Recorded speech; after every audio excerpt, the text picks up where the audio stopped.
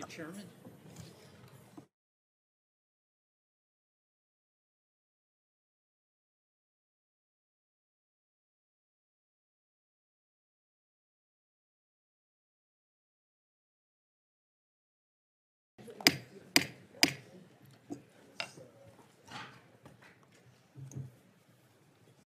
Since senators that would have been called on before the senator from Vermont, I'm going to ask him to start the questioning so we don't waste any time. Mr. Chairman, thank you very much for this hearing. Ms. Bondi, thank you so much for the visit to my office. A couple of things. First of all, congratulations on the nomination. And number two, a couple of Vermont things that we talked about. We're going to have a new U.S. attorney in the state of Vermont. And in the last Trump administration, the Justice Department in the Trump administration worked closely with Senator Leahy, Democrat, and with Governor Scott, Republican, and came up with a consensus choice.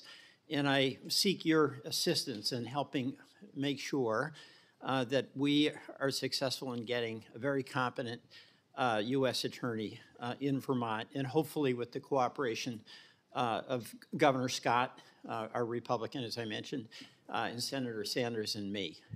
And Senator, as I discussed with you in our meeting, I look forward to working with you and cooperating with you and learning about many of the issues you have in Vermont.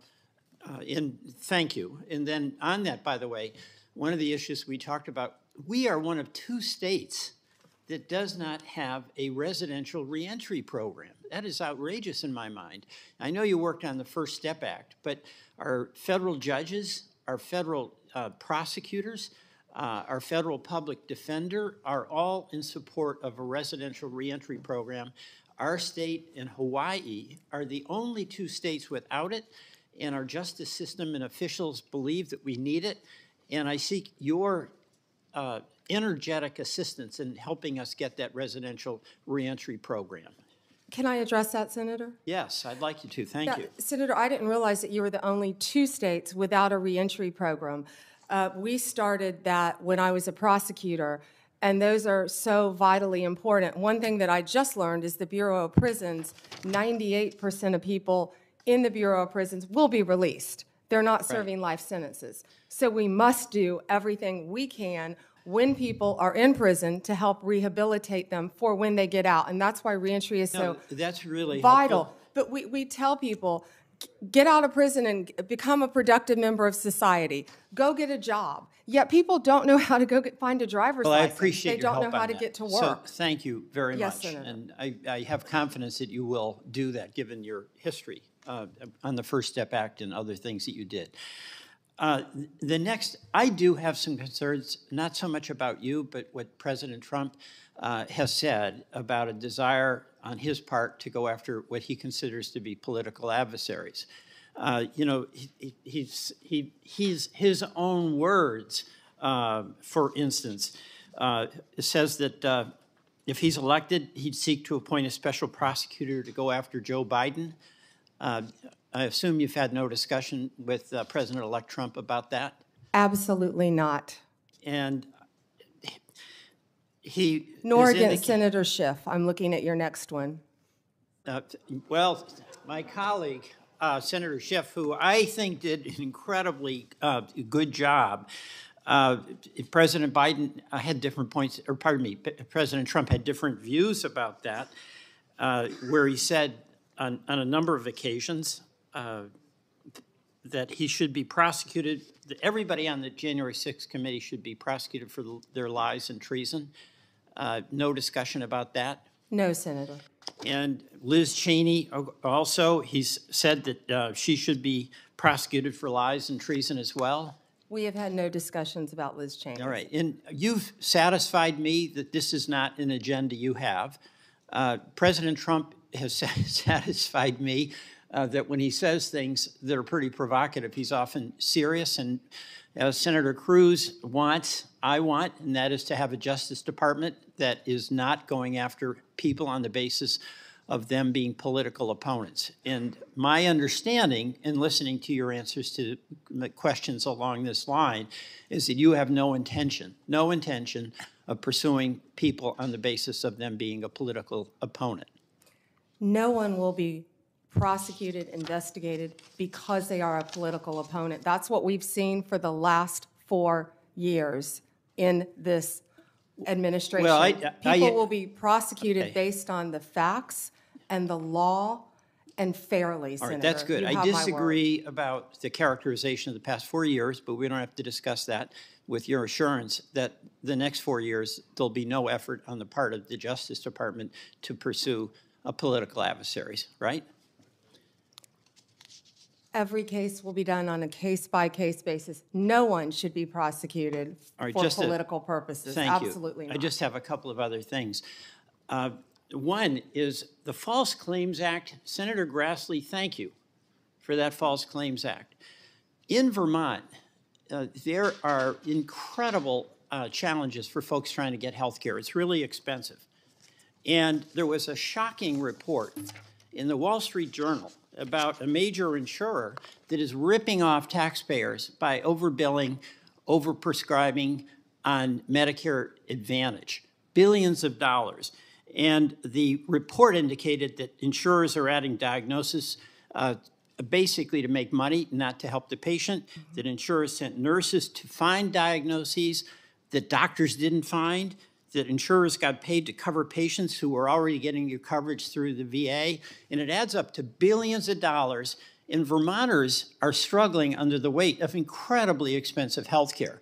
The False Claims Act, Senator Grassley authored, is an area where the Attorney General can protect consumers against ripoffs. I'm not asking you to comment on this particular Wall Street report, but I want your assurance that in addition to fighting crime, and we're all for you doing that, you're going to be there protecting consumers and taxpayers from ripoffs. Absolutely, Senator. When I was Attorney General, we went after a pharmaceutical company. It was Medicaid fraud. I can't remember the settlement value. It may even be ongoing, but it was a large number. And that, you know, people don't understand that's hurting the taxpayers of Florida, of Vermont. So use that False Claims Act that we can thank Senator Grassley for. It's cold out there in Vermont. We need vigorous enforcement to protect taxpayers and Vermonters from ripoff charges. Thank you. I yield. Senator Schmidt. Thank you, Mr. Chairman. It's good to see you. Thank you. And I meant every word of those introductory remarks. I have the greatest deal of respect for you personally, professionally. This is a great pick by President Trump. You're going to do a great job. Thank you. Thank you. I do want to say, though, that it appears as though Trump derangement syndrome is alive and well. The focus of these questions today are disturbing. I don't think my Democrat colleagues learned very much from the November 5th election. The American people rejected all this. Their obsession with President Trump didn't bode well for them electorally, and I think if they stay on this path, they'll be in a permanent minority. But that's up to 112 electoral votes, Senator. the landslide. But that's up for them. That's up to them to decide. I do want to comment a little bit, I guess, on this newfound religion on independence from the Attorney General. I will remind my colleagues that the last 3 Democratic attorneys general for the United States of America were perhaps the most biased, politically biased AGs we've had in modern political history in the United States. And there are some receipts. Eric Holder described himself as Obama's heat shield and wingman. This committee moved forward, and one of my colleagues referenced that the Attorney General shouldn't be the wingman of the president. Eric Holder's bragged about it. He bragged about it. Loretta Lynch met with Bill Clinton on the tarmac in a private meeting while she was investigating Hillary Clinton. And Merrick Garland probably gets however many gold stars you want to give for the most politicized, weaponized Department of Justice we have ever seen. And I think it's worth exploring that, and I want to get your comment on it. To just sort of take a step back, I think part of leadership is understanding the moment that you're in and the landscape. We've never seen anything like this. And there is a story to be told. The arc of this story begins when Joe Biden gave a speech demonizing half the country, calling them threats to the republic, threats to democracy, these MAGA Republicans, and I'm going to do everything I can to make sure President Trump ever gets back into the White House. Miraculously, these zombie cases are resurrected. And let's talk about a couple of those. You've got, of course, Jack Smith, the overzealous and disgraced special prosecutor who time and time again has been slapped down by courts for overcharging and taking an overtly political position. He, by the way, in his postmortem this week, even acknowledged that it was unusual for him to be tasked with going after the political opponent of the President of the United States. It didn't stop him, though. The Supreme Court did, thankfully. But you had Jack Smith take on these unprecedented actions. You had a raid at Mar-a-Lago, staged photos at Mar-a-Lago for boxes of documents, which, by the way, boxes of documents were in Joe Biden's garage from his Senate days. And by the way, somebody who didn't register like you did under FARA, Hunter Biden was staying in. We don't know if he's compromised or not because that investigation was dropped. And give me a break that justice was meted out fairly for Hunter Biden. It wasn't. The Department of Justice went out of its way in documents to try to get him absolved of all potential crimes in the plea deal. It was only when the judge asked questions that unwound that.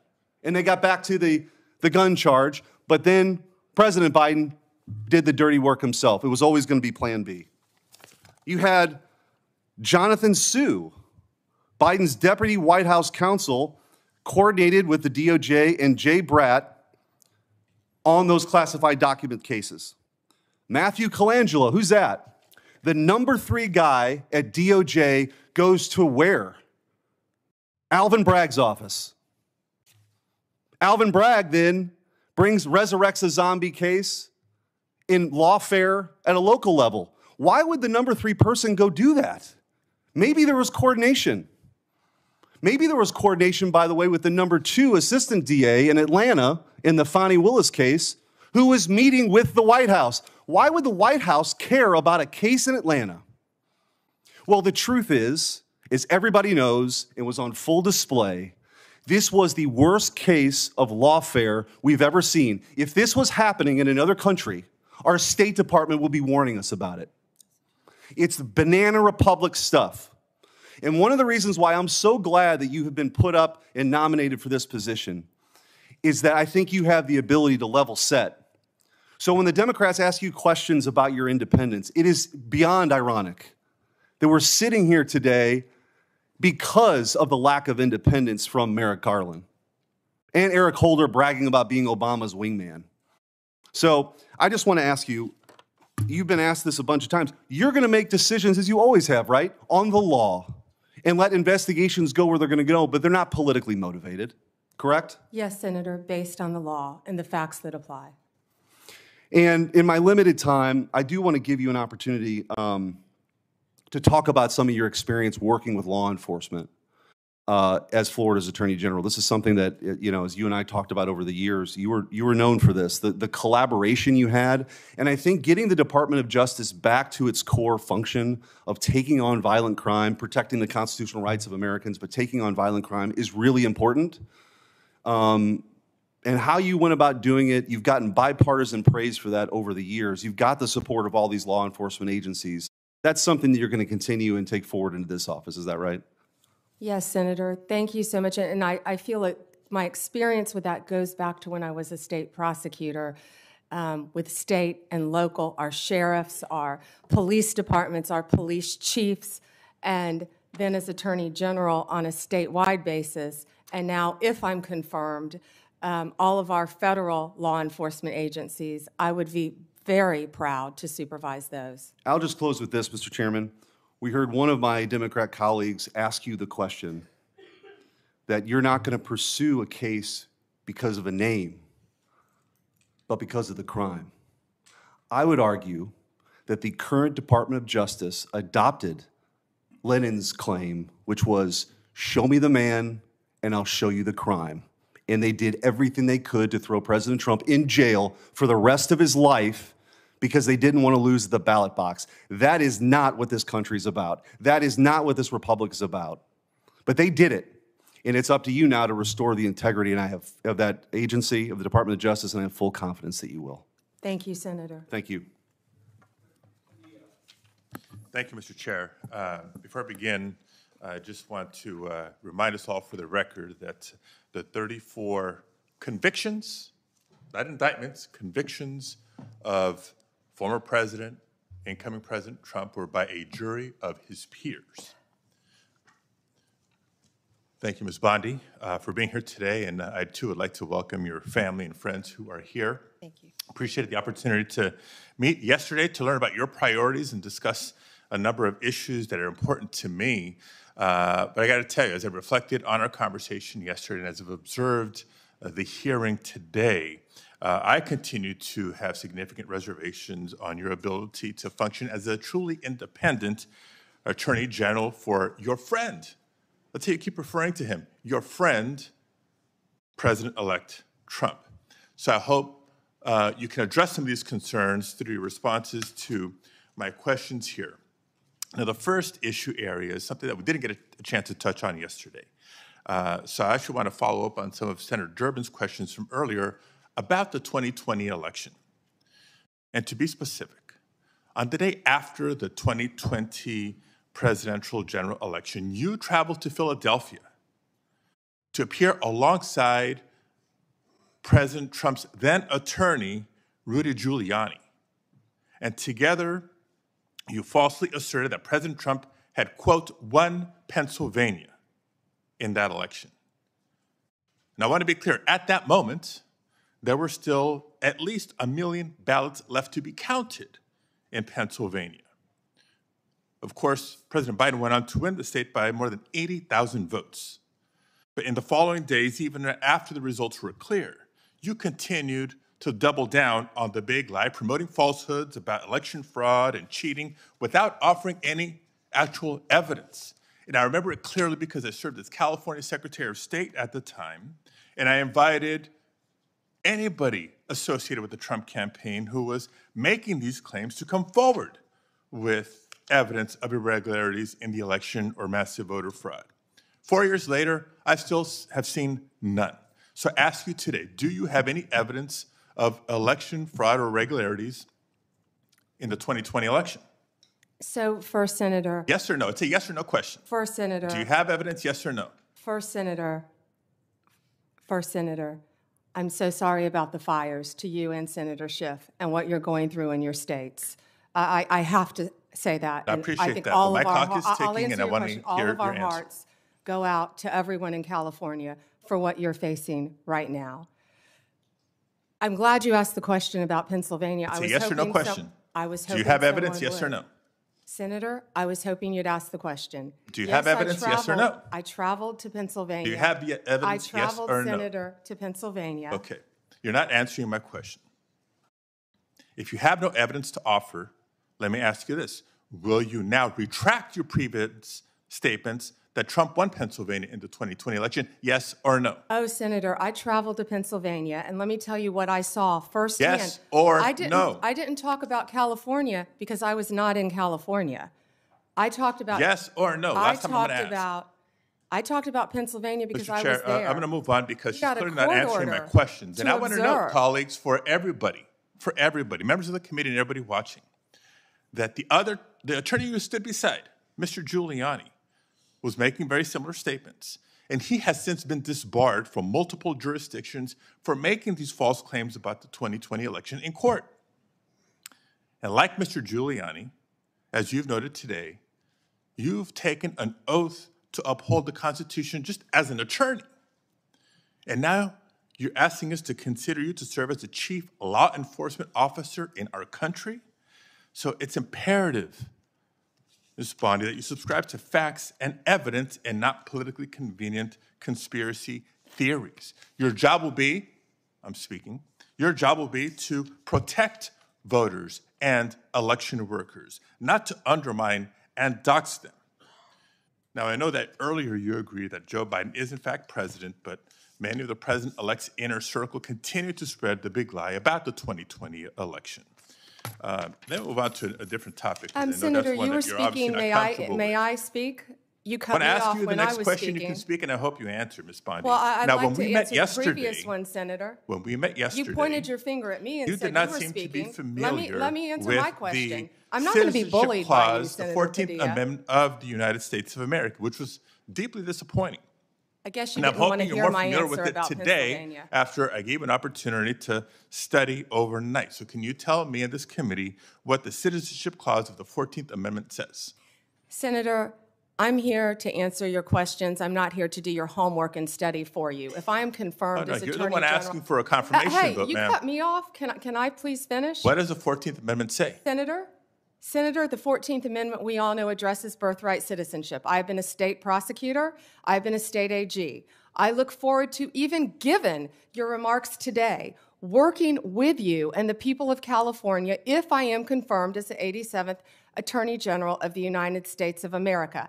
I didn't take your homework assignment. I'm sorry. I was preparing for today. So on the 14th Amendment, now you've testified repeatedly to this committee that you will uphold the laws of this country and defend the Constitution of the United States.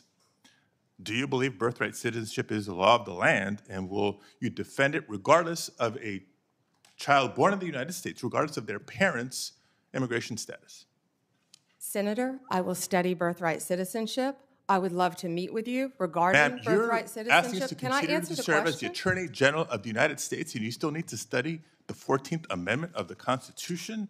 That is not helping me have more confidence in your ability to do this job.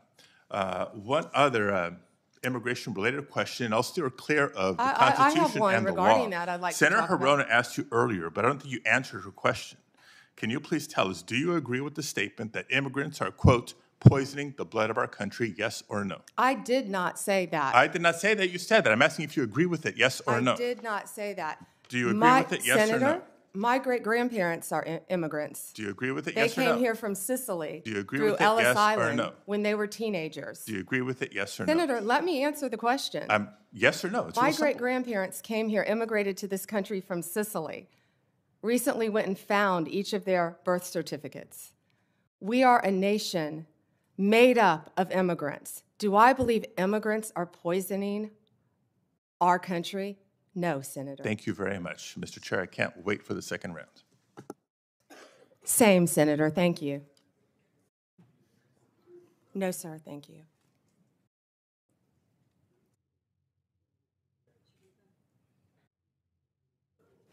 Suggestions about unfair statements about the 2020 election.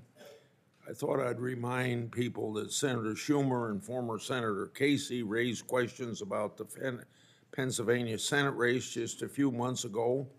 In 2018, numerous Senate Democrats, some of them on this committee, claimed that the Georgia governor's election was stolen. In 2016, Hillary Clinton and a host of Democrats claimed the election was stolen or illegitimate and blamed Russia for the loss. And every one of my Democrat colleagues voted last month to confirm Judge Anthony Brzezinski. He engaged in lengthy litigation regarding his loss of the 2020 congressional election and did not concede until 3 months after the election. I think we all agree that our elections can be more secure and better run, but I find these lines of attack against the nominee very partisan. Senator Brett. Thank you, Mr. Chairman. And thank you so much for being here today, and really glad to see your family. I had the opportunity to help them find where to come back in. Thank you, Senator. They are all so excited, and rightfully so, and so proud of who you are and the work that you've done. And speaking of, I think it is absolutely, completely ridiculous that anyone on the other side of the aisle would ever say that you were anything but immensely qualified for this job. From your time as a career prosecutor to then a two-time Attorney General of the third largest state with regards to all of the people that operated underneath you, with what you were able to achieve. It is truly remarkable. The United States of America could only be so fortunate if you were confirmed and to have someone of your caliber, of your intellect, and of your experience running a department that unfortunately has been run into the ground. So I think that that is full-on gaslighting, which, by the way, I had to get my children to explain to me what that was. Not only that, but to act like you would be the one that would weaponize the Department of Justice. What I have heard you say time and time and time again is that you will follow the law. And this is coming from a side of the aisle that has allowed the Biden administration, by saying nothing, they've allowed them to go after parents who are at school board meetings, who want nothing more than their children to be taught and not indoctrinated. They have allowed them to go after people who are trying to practice their faith. And they have sat idly by while the weaponization of the Department of Justice has undermined the credibility and credence that Americans believe that they should have in equal justice under the law. So I know that you will, as you have said here, you will follow the law and you will return this department to where it should be in the eyes of Americans. So thank you. And I wish the gaslighting on the other side of the aisle would stop, because from my perspective, I'm over it. And I believe that's exactly what the American people have said too.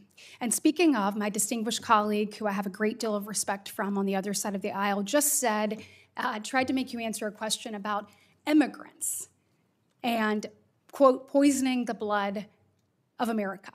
When actually the previous question by our colleague from Hawaii was illegal immigration. We are a nation of immigrants, but we are also a nation of laws. And the lawlessness under the Biden-Harris administration has made every single state in this nation a border state. I am so thrilled about what you've done when it comes to opioid use and human trafficking, and I look forward to you instituting that at the Department of Justice.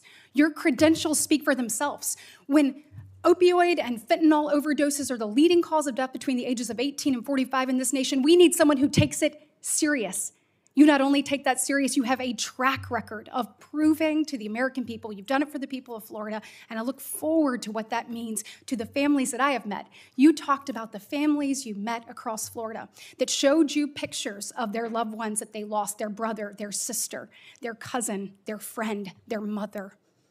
And I know that there will be more lives that are saved as a result of your service when you are confirmed. So on that, I say thank you. And when it comes to illegal immigration, which we need to put a stop to, I want to ask you a question that you and I had an opportunity to discuss a little bit. You share my desire, I know, to not only get away from the weaponization and wokeness that we are seeing in the department right now, but really prioritizing safety and security. And I want to say thank you for that commitment and your commitment to blind justice.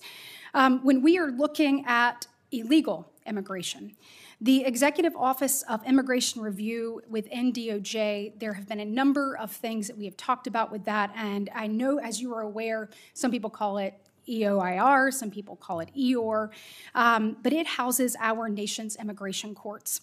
Over the course of the Biden administration, the immigration court backlog has grown from 1.4 million at the end of 2021 to 3.5 million at the end of 2024. Over that same period, the Biden administration pursued policies both at DOJ and DHS to foster a culture within EOR of failure to adjudicate cases. As an example, between FY25 and FY24, immigration judges failed to adjudicate over 340,000 asylum claims. That is compared to just under 13,000 non-adjudicated asylum claims in the previous 6 fiscal years combined. Between cases dismissed, terminations, administrative closures, and failures to adjudicate, EOR during the Biden administration has allowed around 1 million illegal aliens to remain in the United States on an indefinite basis. Now, I've heard Laken Riley brought up multiple times today. Having talked to her parents, no parent should have to go through the heartbreak and tragedy that they have. And we are working diligently to rectify that and ensure that we are keeping Americans safe and secure. But a House Judiciary Committee report on this issue appropriately called it, quote, quiet amnesty, what we're talking here with Eeyore.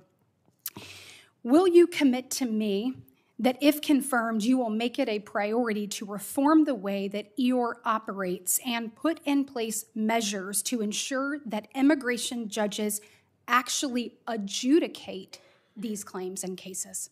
Yeah, Senator, thank you for meeting with me in advance, and I learned so much from you about this topic, and I look forward to learning more and working with you to do everything we can to make sure that functions properly. Thank you. If I am confirmed, Senator. Thank you. Well, you are going to be confirmed because America needs you. As a part of this effort, I hope that you will consider a number of things, including reinstating the performance metrics for immigration judges, similar to that were in place during the first Trump administration, and a reevaluation of the Biden administration's decisions and policies that have encouraged the use of administrative closures. And I assume I have your commitment to examine those issues thoroughly. We'll closely examine those, Senator. Thank you. Thank you. Senator Booker. Mr. Chairman, thank you very much for the time. Ms. Bondi, thank you very much. Thank you, Senator. And thank you for being willing to meet with me in my office. I really value that time that we had together. If there's anything that's been demonstrated in this hearing thus far, is there is a serious crisis of faith in our judicial system in America. And we are at a time where, as Judge Learned Hand reminded us in his writings and speeches, that the power of the Constitution is only strong as long as it is believed in and had faith by the American people. And that faith is shaken by so much of the political tumult.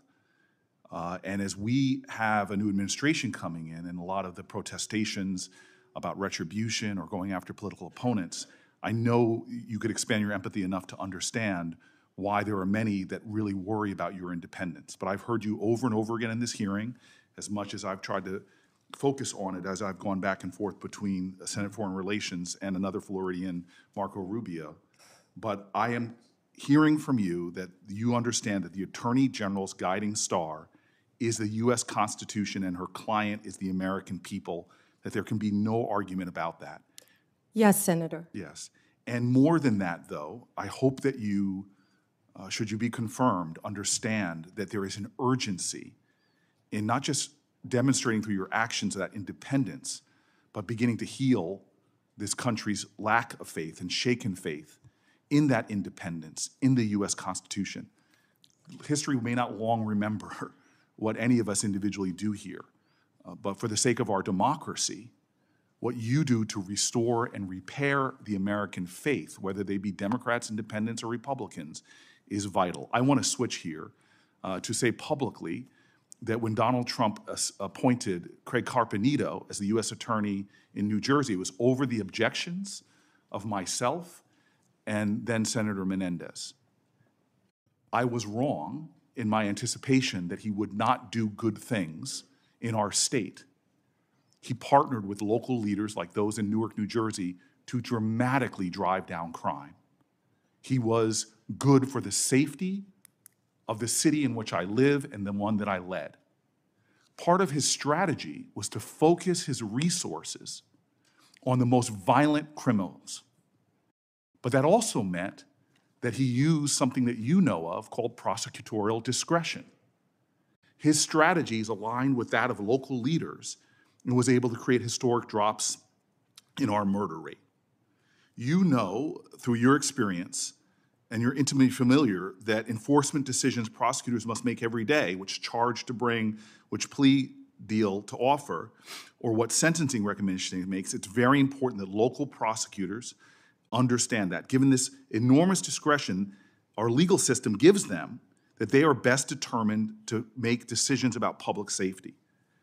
I'm very concerned that many people are starting to call for a time in our country where the Department of Justice should prosecute state and local prosecutors who exercise that prosecutorial discretion. As Attorney General, will you commit to respecting the autonomy of state and local prosecutors? Senator, we have to work together with state and local prosecutors. That's what I did my entire career. And if confirmed as Attorney General, I will continue to do that. They serve a vital function in our justice system. And you understand, like in my state, that sometimes they will decide not to go after certain low-level offenses in order to use their scarce resources to focus on the strategy of pursuing more dangerous people. Yes, Senator, I completely understand And that. those decisions shouldn't be politicized if they're part of a larger public safety strategy. No, Senator. When I was a state prosecutor, we used to sit down with the U.S. attorneys and talk about cases and work together. And that's what I'm discussing about bringing back the cooperation between state and local Thank you, Ms. Bondi. governments. I just want to continue. One of the most stunning hypocrisies I've found since I've been down here in Washington is every politician gives lip service to driving down gun violence. But the very federal authority, the Bureau of Alcohol, Tobacco, and Firearm, that is primarily focused on enforcing America's gun laws and keeping people safe, is hamstrung by federal leaders. The ATF's core responsibility is assisting in local law enforcement. When I was a mayor, I detailed local law enforcement to the ATF, but I'm stunned at how they have been stripped of resources, of their budget, and all of their capabilities to go after illegal gun running. When I was mayor of the city of Newark, we couldn't find one gun crime that was done with a legally purchased gun. But when I turned to the ATF leader at that time told me in private, we don't have the resources, support, or legal ability to go after these crimes. I am concerned about our ability to fight gun crime in America that threatens our law enforcement officers as well as people in communities from red counties to blue cities. Will you commit to doing everything you can to making sure the ATF has its resources and the legal power to pursue illegal gun runners in our country? Senator, I will do everything in my power to prevent illegal gun runners in our country. When I left being a state prosecutor to run for Attorney General, I almost didn't run because I was working on a wire case involving illegal gun runners. The DOJ issued in 2022 a use of force policy for its federal law enforcement officers. It was approved by the heads of the DEA, FBI, U.S. Marshals, and ATF, and many of them said it is actually a use of force policy that actually protects law enforcement officers as well as protects others from having their rights violated. It was also endorsed by the Fraternal Order of Police and NAPO, the National Association of Police Organizations. This policy is considered best practices in law enforcement. Will you commit to continuing this policy? Senator, I have not read the policy. I will review the policy, and I will report back directly to you if I am confirmed as Attorney General. And consult with law enforcement, absolutely. And I would appreciate if you looked at the policy and I submit questions for the record, hoping that you can elucidate maybe more of your thoughts on this. Certainly. And then I will also say, it's my last question because I see my time has run out and I look forward to a second round. The DOJ issued a policy regarding chokeholds, which limited the use of no-knock warrants and chokeholds. It's worth noting that Florida has outlawed no-knock entries altogether since 1994. Would you commit to continuing the 2021 DOJ policy on these issues? I'm familiar with the policy. I have not read it. I'm committed to reading it and studying it and reporting back to you on that policy once again. Thank you. Mr. Chairman, thank you. Senator Hawley. Thank you very much, Mr. Chairman. Ms. Bondi, welcome. Congratulations on your nomination. I'm so glad that you've been nominated, as we discussed when we had the chance to meet. Thank you. It was a pleasure to work with you as a state attorney general for a number of years, and I'm delighted to see you here today before the committee. I look forward to your confirmation. You will be confirmed. I, too, have taken note of the number of times you have been asked about weaponization of the Department of Justice as if it was a theoretical possibility that might happen in the future. One of my colleagues on the other side said, weaponization may well occur under your tenure. We all know that weaponization has occurred like we've never seen before in American history under this administration. And I want to get even more specific. In the last 4 years, this administration has carried out an unprecedented attack and campaign against people of faith. If you look at the numbers, we've never seen anything like it before in American history. It has been one of the most disgraceful chapters in the history of the Justice Department and in the history of the FBI. And I hope that you will reverse this and do right by every American citizen, including especially people of faith. Let me give you some specifics. After the Dobbs case was decided by the Supreme Court, over 100 pregnancy care centers, and over 300 churches in this country were attacked, vandalized, firebombed. Do you happen to know off the top of your head how many prosecutions Merrick Garland's Justice Department brought in those cases? I do not, Senator. It's a stunning number. It's 2. Hundreds of churches, hundreds of pregnancy care centers. And I might just add, these pregnancy care centers, the attacks on them, which were violent, which were gruesome, were egged on and encouraged by rhetoric from members of Congress, including members of this body, who have said that pregnancy care centers aren't real medicine, that they're not real doctors.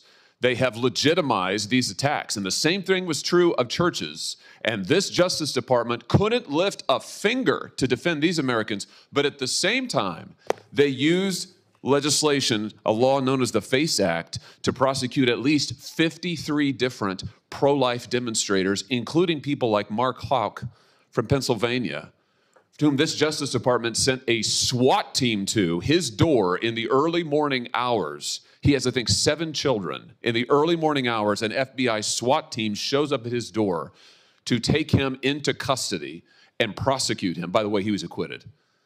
This kind of outrageous, disparate treatment has to end. So here's my question to you. Will you protect churches and pregnancy care centers when they are targeted for violence, when they are targeted for intimidation, when their members or parishioners are threatened with violence or other acts of illegal behavior? Yes, Senator. Will you stop the disparate treatment of Americans on the basis of religious faith? Yes, Senator. Will you stop the deliberate persecution of pro-life Americans for nothing more than their pro-life beliefs? Yes, Senator. Will you ensure that nothing like the Mark Houck case happens again, that Americans do not have SWAT teams arriving on their front doors with armed weapons to terrorize their children and their spouses, only in the end, of course, to have the case lost because there was nothing to it? Will you put an end to that kind of deliberate intimidation of the good American citizens on the basis of their religious beliefs? Yes, Senator. I'm glad to hear you say that because we need it. We need it. Ms. Bondi, we need a new chapter at the Justice Department, and we need it quickly. And I'm glad you're committed to it. Now, I also have heard you've been asked about your comment that you thought that in some cases we need to investigate the investigators, the ones who were bad. You know, I have to say I'm glad to hear you stand by that. We need to do that. You need to do that. And I'll give you another example. I'm sure you've read about this memo, which I now hold in my hands, this memo that was developed by the FBI field office in Richmond, Virginia, 23rd January 2023, targeting Catholic parishes for spying, for recruitment of infiltrators. I mean, the memo goes on and on and on about the FBI's plans to put assets into Catholic parishes, into choirs. This is an unbelievable, unbelievable assault on Americans' First Amendment rights, and we only know of it because of a brave whistleblower who came forward and released it to us. And I will tell you, I have never been misled and lied to like I was by the current Attorney General and the now former FBI Director when they sat right where you're sitting now and told this committee, oh, we don't know anything about it. Oh, only one field office was involved. It was the single work of a single field office and a very few individuals. As it turns out, that's not true. Multiple field offices were involved. Multiple individuals were involved. Under your leadership, will you put a stop to the use of FBI or Department of Justice resources to try and recruit informants and spies into Christian churches or any church or house of worship in this country on the basis of nothing more than faith? Of course, Senator. Let me just say this. To our knowledge, no one who was involved in the writing and performance, execution of this memo has been disciplined or fired. Will you conduct an investigation like you talked about, Ms. Bondi, that will get to the bottom of abuses like this? And to be clear, this is an outrageous abuse. It is an outrageous abuse. One of the worst abuses of Department of Justice and FBI authority in our history. Will you conduct an investigation to find out who signed off on this, who approved it, who advocated for it within the Department of Justice? Will you open the books on these abuses so that the American people can have confidence in their DOJ? Senator, and I think what you're talking about is the ultimate weaponization, what we've been discussing all day. If I'm confirmed as Attorney General, one of the first things I will do, there'll be many, but I will personally read that memo, and if Mr. Patel is confirmed, discuss it with him right away. Fantastic. And will you work with this committee and our relevant subcommittees? I'm going to chair a subcommittee called the Crime and Terrorism Committee. We're going to do our own investigation into what happened here at the FBI and the DOJ. Will you work with us as you discover the nature of these abuses, and as you put a stop to them, will you work with us to make sure the American people get all the facts and this never happens again? And Senator, yes, I look forward to working with you and the Democrats. I would think this is something that we can all agree on both sides, that this should not be happening in the United States of America, and work together on it. That's fantastic. Let me ask you one other question here in my just few seconds that are remaining. This memo targeting Catholic parishes repeatedly refers to as an expert source a group called the Southern Poverty Law Center.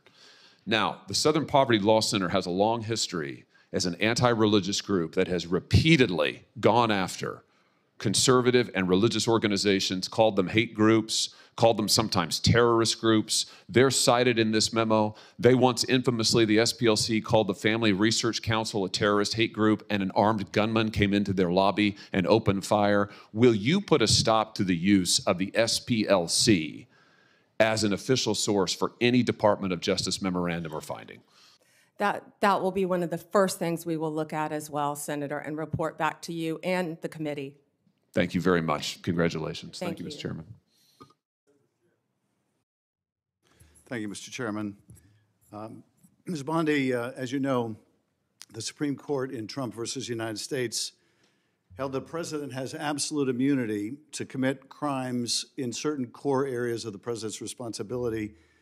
One of those core areas is the Justice Department. So in a breathtakingly dangerous and irresponsible decision, Justice Roberts and the majority held the president could commit crimes using the Department of Justice and be immune from prosecution. Justice Sotomayor correctly said this new immunity lies about like a loaded weapon. So the fear and the concern we have is that the incoming president will use that loaded weapon, that immunity, to commit crimes through the Department of Justice. And for that reason, it is all the more important that we have an Attorney General who has the independence, the strength, the intestinal fortitude to say no to the president when it is necessary. So my first set of questions has to do whether you have the independence to say no when you must say no. And you can say this is hypothetical, but it is not hypothetical. So let me start with one very specific non-hypothetical. The president has said Jack Smith should go to jail. Will you investigate Jack Smith? Senator, I haven't seen the file. I haven't seen the investigation. I haven't looked at anything. It would be irresponsible of me to make a commitment regarding anything without, you're a long practicing attorney, without looking at a file. So you would need a factual predicate to open an investigation of Jack Smith, is that right? Not a summary by you sitting here. Yes, sir. And not a summary by the president either, right? Absolutely. So a summary by the president or his desire to investigate Jack Smith would not be enough for you to open an investigation of Jack Smith, is that right? I will look at the facts and evidence in any case. And sitting here today, Senator, 72% of Americans I only have have 7 lost minutes. faith in the Department of Justice. Sitting here today, are you aware of any factual predicate to investigate Jack Smith? Sitting here today, yes or no? Senator, I will look at the facts and the circumstances. You can't answer that question? Brought to me. You're not a part of the department yet. There's no worry about divulging I'm sitting law here as a enforcement nominee. sensitive information. So just tell us, I'm are you sitting here as aware? a nominee. Just tell us, are you aware of a factual predicate to investigate Jack Smith? Yes or no? Senator, what I'm hearing on the news is Are you aware of horrible. a? Do I know if he committed a crime? I have not looked You seem reluctant to answer a simple question. Let me ask you a different simple question. The president also wants to jail Liz Cheney. Sitting here today, are you aware of any factual basis to investigate Liz Cheney? Yes or no? Senator, that's a hypothetical, and I'm not going to answer that question. No, it's not hypothetical. I'm asking you, sitting here today, whether you are aware of a factual predicate to investigate Liz Cheney. Senator, no one has Based on what asked you me know. to investigate Liz Cheney. That is a The hypothetical. president has called for it publicly. You are aware of that, aren't you? No one has asked me to investigate. But the president Liz. has We're called. also the worried president, about Liz Cheney, The Senator. president has You know what called we for should this. be worried about? Ms. Bondi, The please crime rate answer in my California questions. right now You is are through aware, the roof. Ms. Bondi, Your robberies Ms. are Bondi, 87% higher than the national average. My question is this. That's what I My want to question be is focused this. on, Senator. Do you have the if I'm power to confirmed say as no to the Attorney president? General. And what you're suggesting today by your non-answer is you don't have the independence to say no to the president. So let me ask you a different question. It also requires you, if you're going to be a good attorney general, to be able to tell hard truths to the president. So my questions now are, can you tell hard truths to the president? So let me start with an easy truth that you could speak to the president. Can you tell us, can you tell him that Donald Trump lost the 2020 election? Can you say that? Do you have the independence to say that? Do you have the gravitas, the stature, the intestinal fortitude to say, Donald Trump, you lost the 2020 election? Can you tell us that here today? Senator, what I can tell you is I will never play politics. You're trying to engage me in a gotcha. I won't do it. I'm just asking you a simple I question. won't play If you can politics speak truth with any ongoing to power. investigation, So let me ask you another. like you did leaking your let me ask colleague you, Devin Nunes's memo. If you can't answer the question, let me ask you a different, what should be a simple truth, not a hard one. Was there massive fraud affecting the result of the 2020 election, yes or no? Senator, I'm glad you asked that question, if you'll let me answer what I saw in Pennsylvania. No, I asked a simple question about massive fraud. I can only tell you what I saw in Pennsylvania. I know you want to answer a different question, but my question is, can you tell us whether there was massive fraud affecting the results of the 2020 election, yes or no? Was there or was there not? I can tell you what I saw when I went That's as an not my, advocate that's to not the my campaign. question. So you can't answer that question. You can't speak that even easy truth to us, let alone to the president. So let me ask you a different question. It will also be important that you give good advice to the president. Are you prepared to advise the president not to pardon people who beat police officers? Senator, as I said, the pardons are at the direction of the president. We will look and we will advise. I will look at every case on a case. so Let me finish. On a case-by-case basis. Okay, good. And I abhor violence to police officers. Follow up with that. So will it be your advice to the president, Mr. President, I know you said you want to issue hundreds of pardons on day one. Will it be your advice to the president? No, Mr. President, I need to go over them on a case-by-case basis. Do not issue blanket pardons. Will that be your advice to the president? Senator, I have not looked at any of those files. If confirmed, I will look at the files And for will the you be able to pardons, as well will as you the be able to ongoing review investigation. hundreds of cases on day one? I will look at every file I am Of course asked you to won't. look So at. will you advise the Hey, president? can I will answer you- the question? Well, my question I is- would have plenty of staff. You said, of course you want. You'll be able to review Listen, I'm hundreds not of going to cases on the first day? mislead this body nor you. All right, let me ask another question. You don't want to answer that. Let me ask You another were question. censured by It will Congress, also- Senator, for it will comments just like this that it are will so reckless. It will also be important for you to be able to preserve the records, the evidence of the department. Are you ready to commit that none of the evidence in the January 6th investigation will be destroyed under your watch?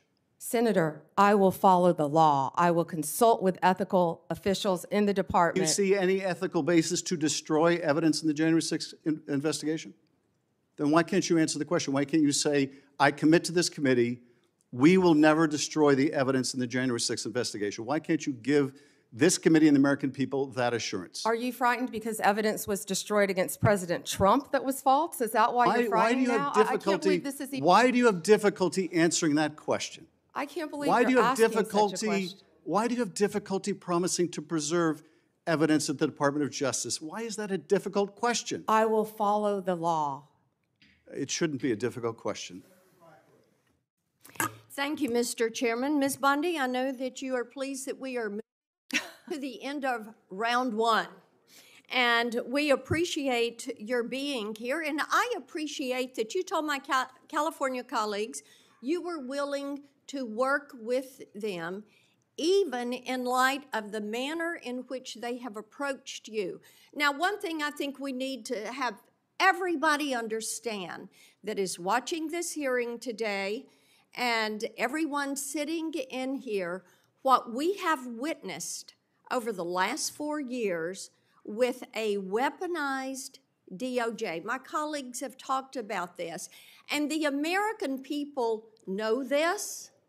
They know what was carried out against President Trump and his administration, and in November, they voted to see an end to 2 tiers of justice, 2 tiers of treatment, 2 tiers of access, because they have absolutely had it with the lies, with the accusations, and with the attacks that have come against so many people who were just seeking to live their lives.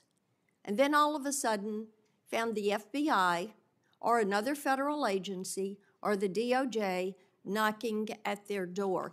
You know, Ms. Bondi, it would make you believe that my colleagues have learned nothing from the elections in November.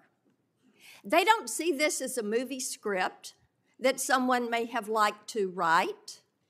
What they see is this is real life. And they want a restoration to equal justice, equal access, equal treatment, abiding by the rule of law. Many of us have talked today about making America safe again. And in Tennessee, I hear a good bit about this. And as we've discussed your nomination, one of the things I've mentioned to people is your career as a prosecutor. And you have touched on that some today. And you are bringing that insight of being a prosecutor to bear. And I do appreciate that. Now, one thing that I think is noteworthy, and in preparation for the hearing, I looked some of these numbers up. During President Trump's first term, violent crime in this country actually fell. Yes. It fell by 17%. And in the first 2 years of the Biden administration, it soared by 43%. This is crime that is taking place in all of our communities. We've seen a rise, whether it's California or Tennessee, we have seen a rise. So I want you to talk to Tennesseans, to Californians, to all Americans about what you're going to do to get this crime rate down in this country. Senator, thank you for that question. And despite the questions from Senator Schiff, I look forward to working with you and the state of California to do everything we can to fight violent crime in California. And you know as well as I, that crime is only going to go through the roof now after these forest fires. You're going to have looting. You're going to have price gouging. You're going to have so many things that I have dealt with in the state of Florida, and I am committed to working with California just as much as I am committed to working with you, Senator Kennedy, in the tragedy that just took place in Louisiana, given all the human beings that were murdered in your state. And we have the Super Bowl coming up in less than 3 weeks now, I believe, Senator. I've been a little busy. But we've got to ensure, if I'm confirmed, that everyone in this country is safe. And I will work with you. I will work with you, Senator. I will work with all of you in this country. For everything that Senator Blackburn said, we have got to reduce violent crime, and we have got to restore integrity to our law enforcement officers.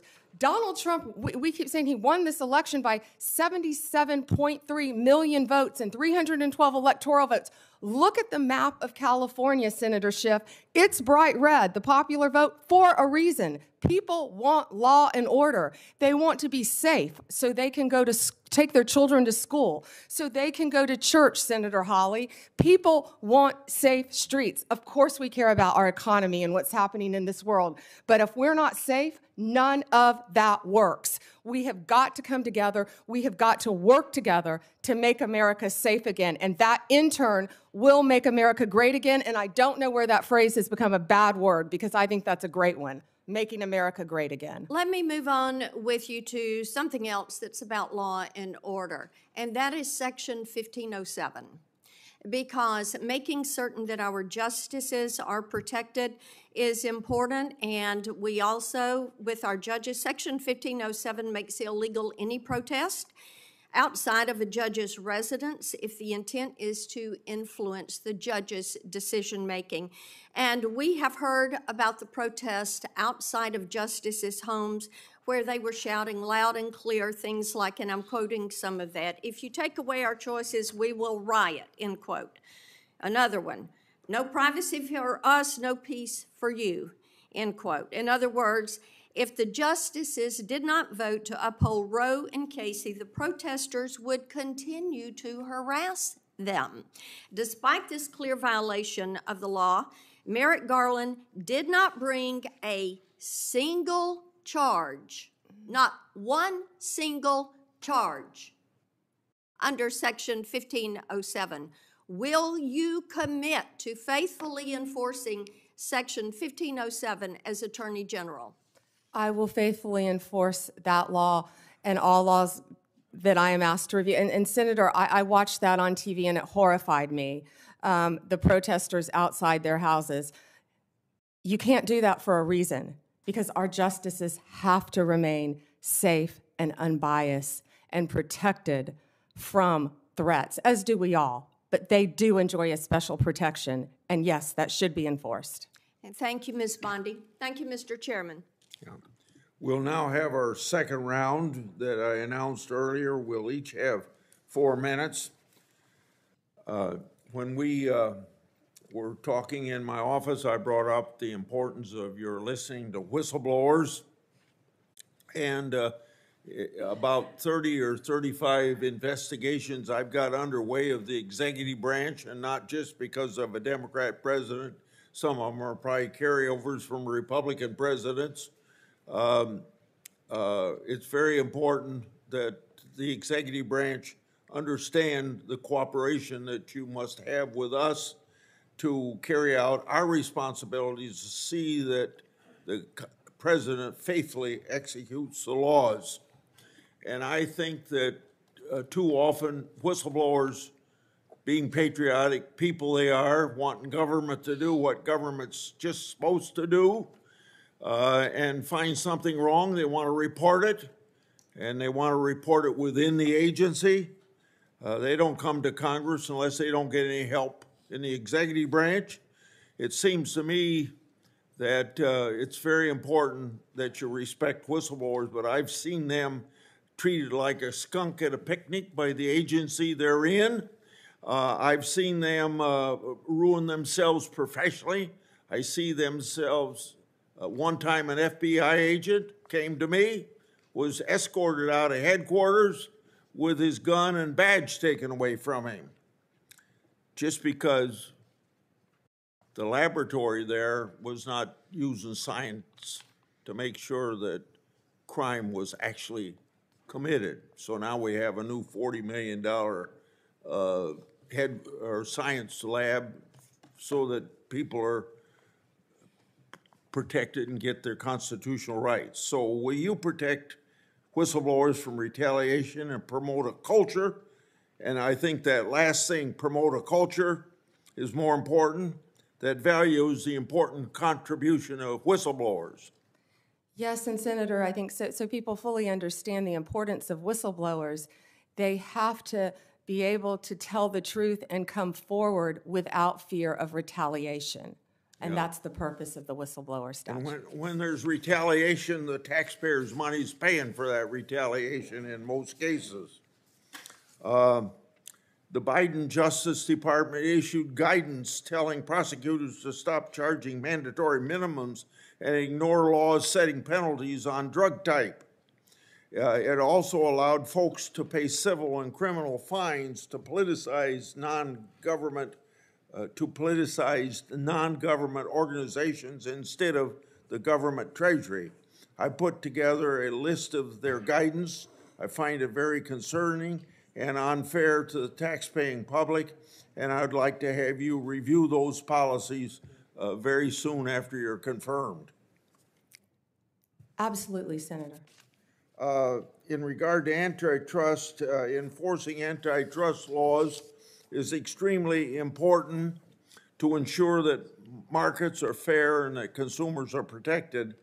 I've been active in making sure that the Justice Department and the FTC carefully scrutinize mergers and that they look out for anti-competitive behavior and predatory practices.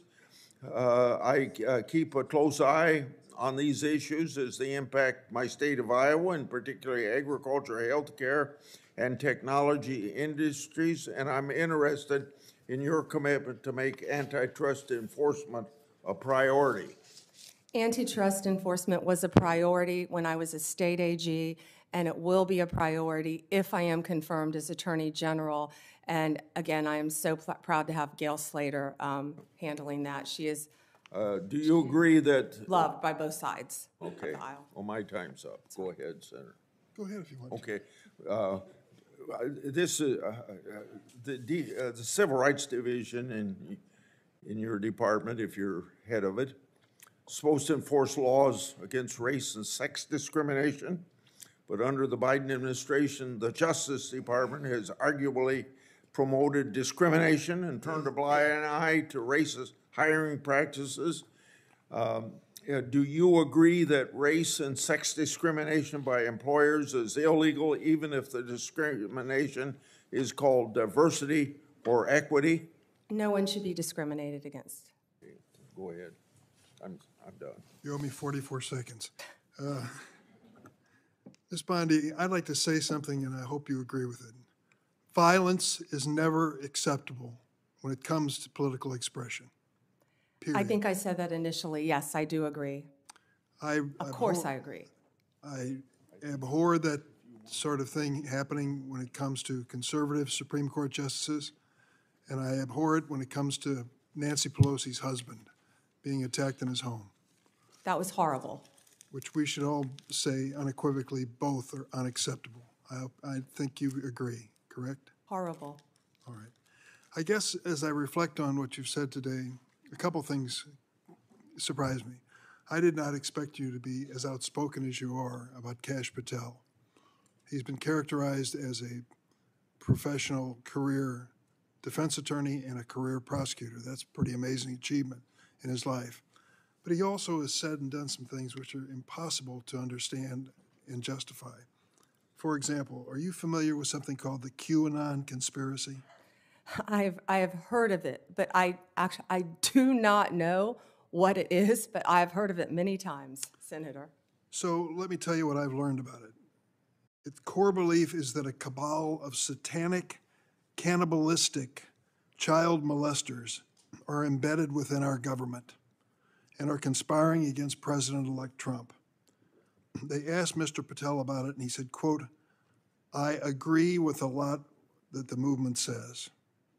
End of quote. Does that sound like a good preparation to run the FBI?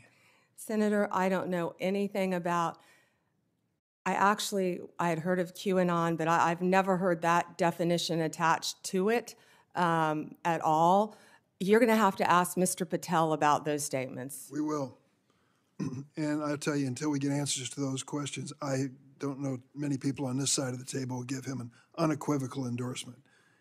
This and his enemies list, what he calls his government gangsters, this is what you expect of Stasi.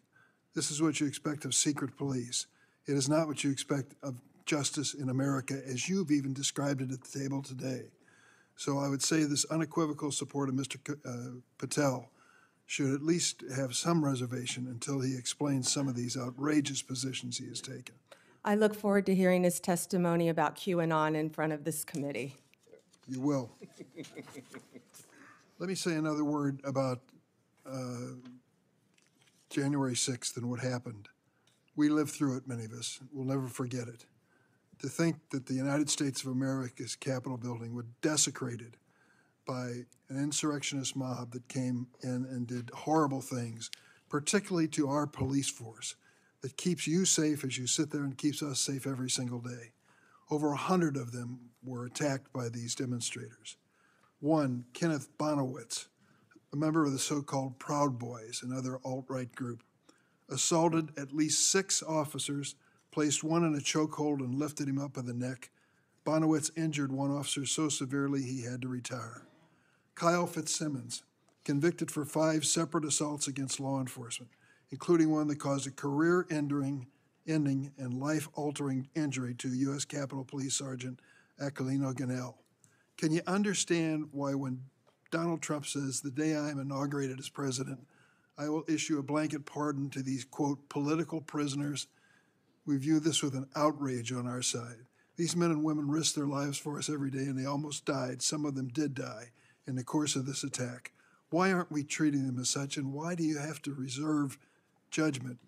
Vice President Vance didn't when he was asked this week. He said that pardon should not be extended to those who were guilty of violence against policemen. Yeah, and Senator, I do not agree with violence against anyone, but especially police officers.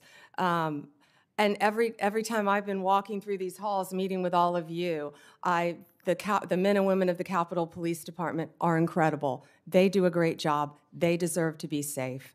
And I do not agree with violence against any police officer. I would hope. I never have, Senator. You weren't able to answer my question affirmatively earlier, but I would hope that if this moves forward in a positive way on your nomination, you will speak up at some point on behalf of these police officers who are keeping you safe today and your family safe. I yield. Okay. Before Senator Graham, I want to enter into the record without objection from the members of this committee letters from law enforcement groups who support Ms. Bondi's nomination. These groups include the Fraternal Order of Police, the National Sheriff's Association, the National Association of Police Organizations. They praise her, quote, support for law enforcement, crime prevention, and public safety, end of quote, without objection. So ordered. Senator Graham. Thank you. Well, I've been gone for a while, so they're asking you about Cash Patel. It must be going pretty well. You didn't miss anything, Senator. So that's just an observation. So anyway, thanks to my colleagues on the Democratic side. It's been a good hearing. And a couple things. Pardons. If somebody applies for a pardon, you'll give the president legal advice as to whether or not he should grant it. Is that the way the system works? Yes, Senator. Okay. So rather than prejudging what you would do, you would look at the application and give him your best advice, and you don't like people who beat up cops. Correct. I hope no one does. Yeah, okay. Fair enough. So let's just get back to the process. I'm not going to speak for the president, Yeah. but the president does not like people that abuse police officers either. Yeah, well, the hope is that through this pardon process, you'll make a rational decision based on the applicant rather than deciding the outcome in a Senate hearing. That's all I'm asking. That's what I would want if I represented somebody. I'd want at least to be heard. Now, Section 230, are you familiar with it? Yes, Senator. One thing that unites this committee is protecting children and society at large from social media abuse. We passed online privacy legislation. Senator Durbin's been great to work with. Everybody, Klobuchar, we're all trying to find out how to empower people who may be victims of social media. To empower a parent whose child's been bullied, when you call the social media platform and they blow you off, you go to court and they kick you out of court because of Section 230. Sexual exploitation of children on the internet. We've heard stories that make us just break our hearts. We're united of trying to give people a say. If they take your content down, you're appealing to the people who made the decision to take your content down.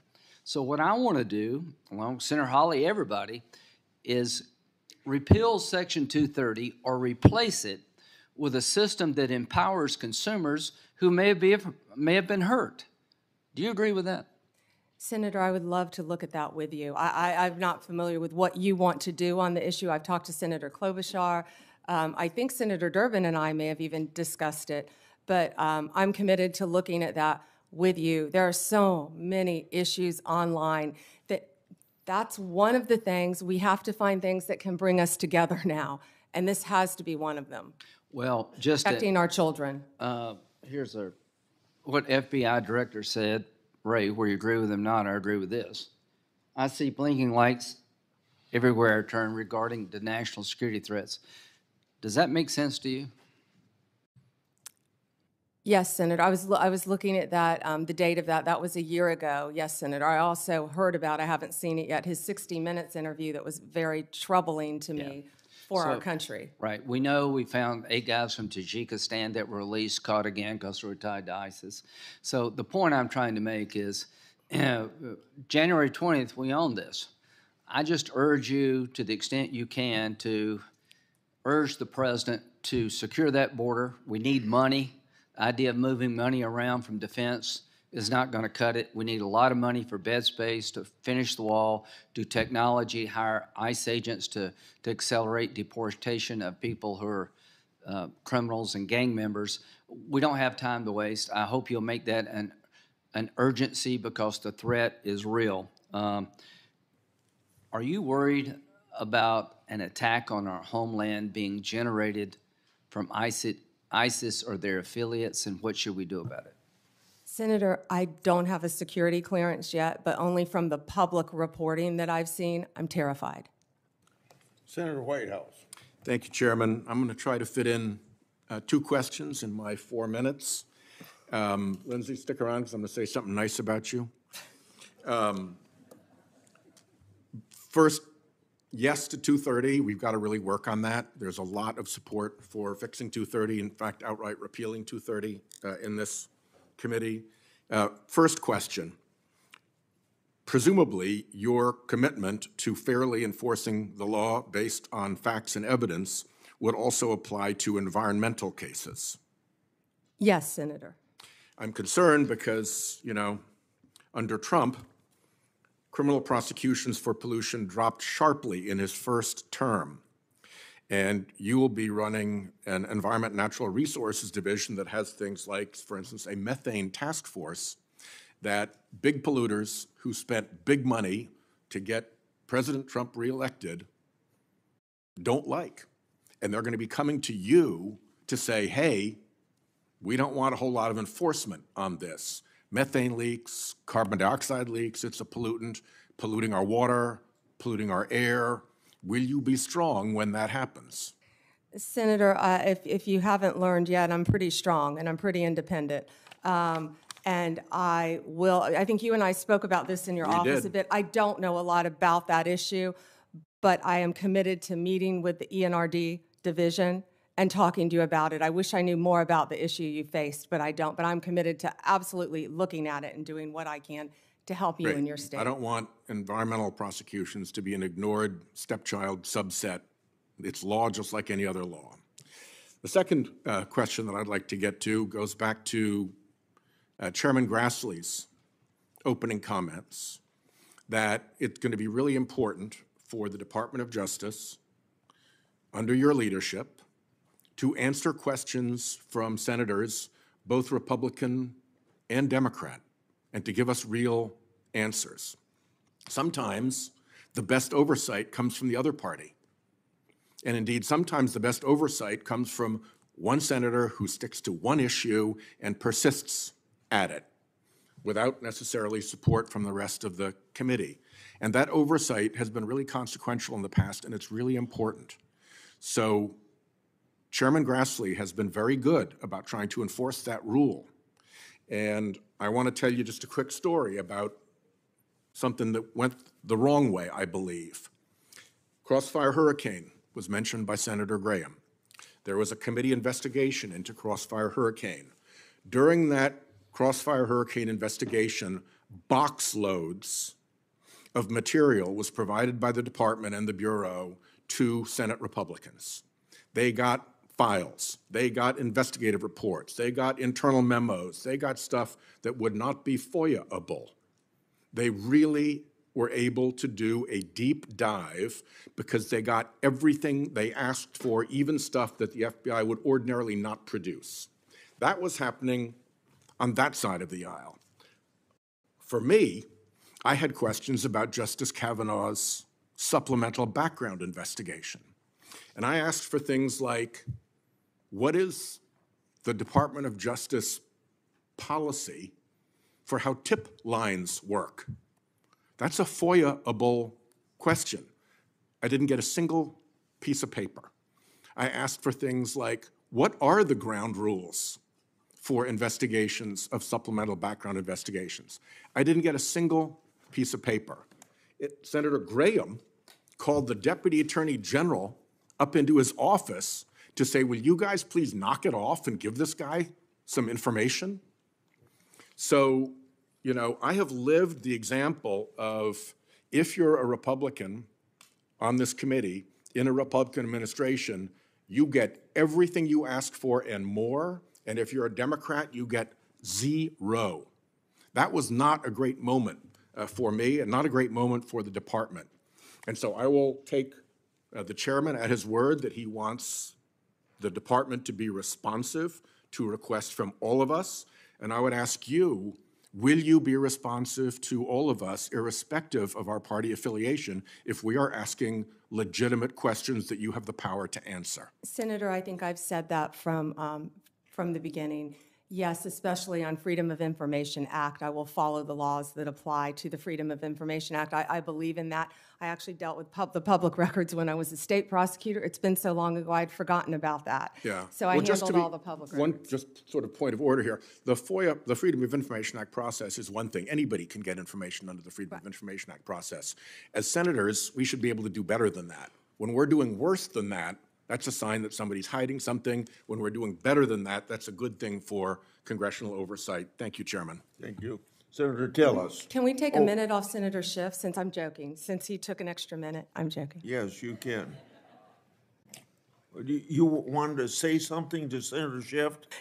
No, sir. I asked if we could take a minute off Senator Schiff since Senator Whitehouse took an extra minute. I was teasing. I'm sorry. Okay. Senator Tillis. Thank you, Mr. Chairman.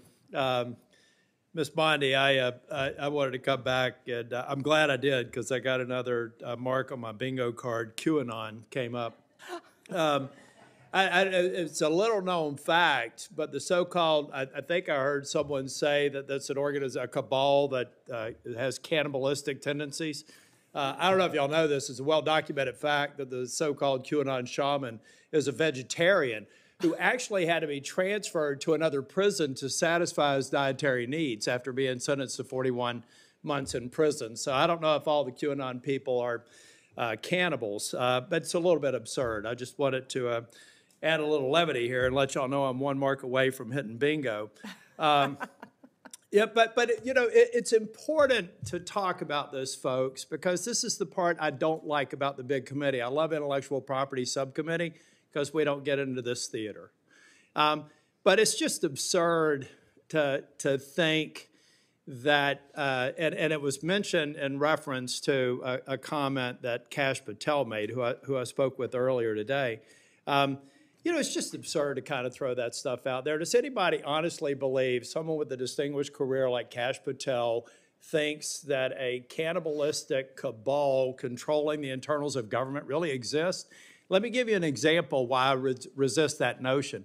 I resist the notion that most of the members here, who all raise tens of millions of dollars through Act Blue, that has a subpage that only until Senator Butler finally told them to take it down, after I spent a year ranting about it, on their Act Blue, a subpage on Act Blue had the all cops are bastards subpage and fundraising drive. I came to this committee for a year and tried to encourage my members to say, this is absurd. So would it be fair for me to say that President Biden is embracing an organization that thinks all cops are bastards and you should have a fundraising run for 13.12 miles and protest outside of police departments and put pressure on them? Saying that President Trump or you or anybody else or somehow or Kash Patel have an allegiance, that's so absurd to think in a big hearing like this, we actually just talked about that we actually think someone of the stature and the experience that would come before this committee would actually think a bunch of people-eating cabals controlling the innards of government was real. That's just being done. I get the theatrics. I get the marketing department thought it'd be really cool if it was said. But guys, that's not us at our best. And I just thought it was kind of funny that he's a vegetarian too. But I want to go back to, this is a narrative that people are going to force. And I'm going to trust you to do what you do as a prosecutor. Like you said earlier, you're going to examine the facts of a case. You're going to give the president your best advice. If you, I cannot believe if there is compelling evidence that you as a prosecutor know that this person breached the Capitol and injured a police officer, that the president would even ask you to consider it. And I certainly can't imagine you recommending that they move forward. It's a hypothetical. I don't want you to respond to it, but your track record as a prosecutor would suggest otherwise. Last question. You mentioned that when you were dealing with some of the opioid challenge, I think it was opiates, Oxycontin, I believe you mentioned, that you went up against your own party or you got some pushback from your own party. Would you explain how you have looked at your party and done the courageous thing of speaking truth to them? Oh, I remember when that started. Several of my former colleagues are behind me. They're probably smiling, but I remember when that started, I said, "Ooh, I'll never get elected to a second term," because yes, I fought for what I believed in based on meeting these victims' families and seeing the need, and I fought the industry. Whew, that was a big industry. And you were in an elected position. And the doctors. You were in an elected position with a lot of people with a target on you, and you stood firm. Thank you. More than once, Senator. Thank you. Senator Coons. Thank you, Chairman Grassley. Attorney General Bondi, in our previous conversation, we talked about criminal justice reform, and in particular, your contribution to the enactment of the First Step Act in the previous Trump administration. And I just want to talk with you about a couple of bipartisan initiatives in this area. Senators Cornyn, Lee, Durbin, Tillis, Booker, and I have introduced a bipartisan bill called the Safer Supervision Act. It focuses on the fact that federal probation officers have a massive caseload, often more than 100 folks they are supposed to be closely supervising. And this bill would work on focusing supervised release resources on those who really need it and creating positive incentives for those who are willing and able to be rehabilitated and leave prison much less likely to reoffend. What's your experience about the need to support people when they get out of prison and to provide them with positive incentives rather than just leaving them to their own free will and the very high likelihood they may reoffend and thus violate public safety concerns? Yeah, and Senator Coons, that's why reentry, we call it, halfway houses, what you need, Senator Welch, are so important because many people deserve to go to prison, but many people are going to get out of prison. And almost all. We don't want a revolving door. We want to do everything we can to make productive members of society. And when someone goes to prison, I mean, I saw this every day. You saw this as a revolving door. People get out. And first of all, back up, we need drug programs. I could go on all. We need drug programs, more drug programs in our prison. We have to. Mental health, we would be here for another 2 days. We have to get more mental health in our prison system, counseling to help people. I think our local jails actually do a better job of it, at least in Florida. But we've got to work on that because when people get out, we expect them to do well. Many people don't even know how to go get a driver's license, yet we're telling you, go get a job, have a place to live. So we have to do everything we can to help. If I could move to the driver's license question. I've also led a bipartisan bill with Senator Wicker. Senator Grassley is also a co-sponsor. It's called the Driving for Opportunity Act. And it recognizes that in many states there is a practice of suspending driver's licenses where someone is too poor to pay their court-related or public safety-related fines and fees, but where the driver's license isn't suspended because they're dangerously driving. It's just because they haven't paid their fines and fees. And then without a driver's license, they lose their job or they're not able to get a job. Would you be willing to work with this bipartisan group of us on these two bills, Driving for Opportunity and the Safer Supervision Act? I would love to read both of them, and I was unaware of that happening with driver's license. Last two questions. Clemency, as we discussed, often near the end of an administration, there's a rush to consider pardons. Would you be willing to work at a more institutionalized clemency process where there aren't just lots of commutations near the end of a term, but where there's a regular process where the DOJ and the clemency process is looked at to see whether there are reforms that should be made and recommendations that could be made to the president throughout his term? I would love to look at that process. I can tell you that the pardons, the commutations that Joe Biden just made were abhorrent to me, absolutely abhorrent, taking people off death row. I looked at the facts of many of those cases, and they were so troubling to me. I don't know what process you intend to implement, but I would love to study that with you. Well, we talked positively about your experience and mine with drug courts, veterans courts, mental health courts. There are some things we will continue to disagree about and other things I hope we can work on together. Thank you. Thank you, Senator. Senator Lee. Thank you, Mr. Chairman. Ms. Bondi, as you're aware, criminal justice reform has been an important part of my role on this committee. I worked for the better part of a decade with Senator Durbin, Chairman Grassley, Senator Whitehouse, Senator Cornyn, Senator Booker, and a bunch of others to eventually pass the First Step Act, which President Trump signed into law in December of 2018. The First Step Act, as the name implies, was intended to be the first of multiple steps. Much remains to be done, including with the implementation of the First Step Act. The credits available under the First Step Act are still being implemented and need more. I assume you'd be willing, if confirmed, to help us continue to implement the First Step Act. Yeah, yes, Senator. And also, I just learned, it's my understanding, I don't know for fact, but it's my understanding that a lot of those beds for halfway houses, for reentry, have not been filled under the First Step Act. So if that's true, I want to look at that right away and figure out why. Right. And I think other reforms like the Safer Supervision Act, of which I'm a co-sponsor, can also be helpful on that front. It's always important to make sure that we're running, although ours is not the largest criminal law enforcement institution in the country, meaning the states themselves have far more criminal cases, far more prisoners under their jurisdiction collectively than the United States government does. And nonetheless, it is a significant presence. And states often look to the federal government, sometimes for good, other times for ill, on leadership as to where they should take their own criminal justice system. And so it's important that we get this right, and especially given that we've been wrong at times in the past. I also think it's important to address the topic of overcriminalization. A few years ago, a few of us on this committee decided that we wanted to find out how many federal crimes are on the books. We reached out to the Congressional Research Service, the CRS, whose job it is to answer such questions like this when members have these questions. The answer that came back was stunning. The answer that came back was to the effect that the answer is unknown and unknowable, but at least 300,000. A lot of the reason for this is that there are a lot of instances in which federal regulations impose criminal penalties.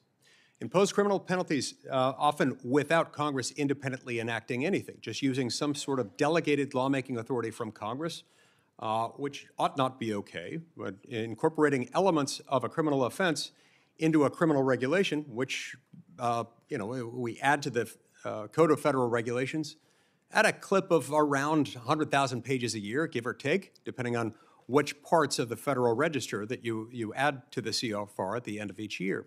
This seems highly problematic to me for multiple reasons. Reason number one, of course, are that Article 1, Sections 1 and 7 make clear that you cannot make a federal law or change a federal law without Congress, without both houses of Congress passing the same text, submitting it to the president. Reason number two, oftentimes when this happens, you end up with an either absent or hugely ambiguous mens rea, meaning the standard of intent with which one must have acted in order to commit the criminal offense in question is often absent or at least so murky that nobody can tell what it means. Both of these things, of course, lead to huge problems for defendants and for the liberty interests of the American people. So I'd ask that you, if confirmed, help work with us on these things and share any thoughts you might have on them. Yes, Senator, and I wasn't aware of the mens rea issue, yes. Senator Klobuchar. Very good. Thank you very much, Mr. Chairman, and thank you for mentioning antitrust. I'm really proud of the work you and I have done together, as well as Senator Lee and I.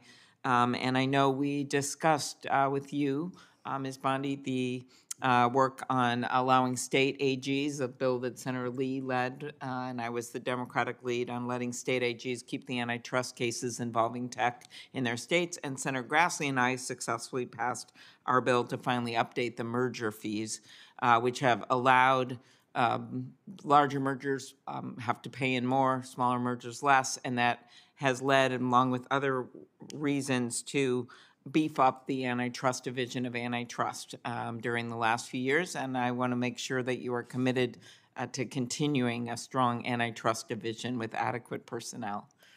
And if I am confirmed, I intend on bringing in Gail Slater. She is amazing, and I think bipartisan support for her, and did a lot of antitrust. Well, I had someone who knew antitrust much better than I when I was State Attorney General, and it's very important. But how about the resources for the division? It has been under this administration, the current outgoing one, they have added lawyers and others to it. And my question was is if you'll continue that. Yes, I was actually looking at the structure of that unit, and if I am confirmed, I've been a little busy, I plan on working with Gail Slater and all the lawyers in that unit. Okay. And then just you and I discussed some of the important cases, the Google case, Live Nation, Ticketmaster, the Apple case, I don't know if we talked about that one, but RealPage. And will you commit to continue these cases and to pursue remedies that will fully protect consumers from anti-competitive conduct? I'm not asking what the result will be. I can imagine you couldn't answer that, but I'm just asking that if you are confirmed that you will continue the work on these cases. Yes, Senator, I haven't looked at those on a case-by-case basis, but I'm committed to that type of case and protecting consumers. And I will look at that and have that unit look at that right away. Thank you. At its founding in 1870, the Justice Department's priority was to enforce civil rights. That's what was founded, the reason guaranteed by the 13th, 14th, and 15th Amendments during Reconstruction. Today, civil rights enforcement is led by the Civil Rights Division. Do you believe it is a critical mission of the Justice Department to vigorously enforce our nation's civil rights laws? Yes, Senator. Okay, thank you. Voting rights. Will you commit to properly enforcing federal laws that protect the right to vote that are critical to ensuring free and fair elections like the Voting Rights Act? Yes, Senator. Okay. We're back to the FBI nominee. Again, I express my deep concern, Kash Patel. He has vowed to retaliate against the president-elect's enemies, quote, not just in the government, but in the media, end quote. As we know, the president-elect has already sued a pollster in Iowa whose predictions turned out to be wrong, which happens with pollsters all over the place, as we all know.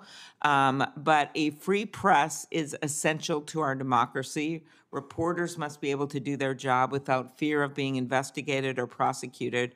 Will you commit that the Justice Department, under your leadership, if confirmed, will respect the importance of a free press? Absolutely. And if the president or depends on who the FBI director is, I have some strong views on that, tries to push to go after the media, how would you respond to that?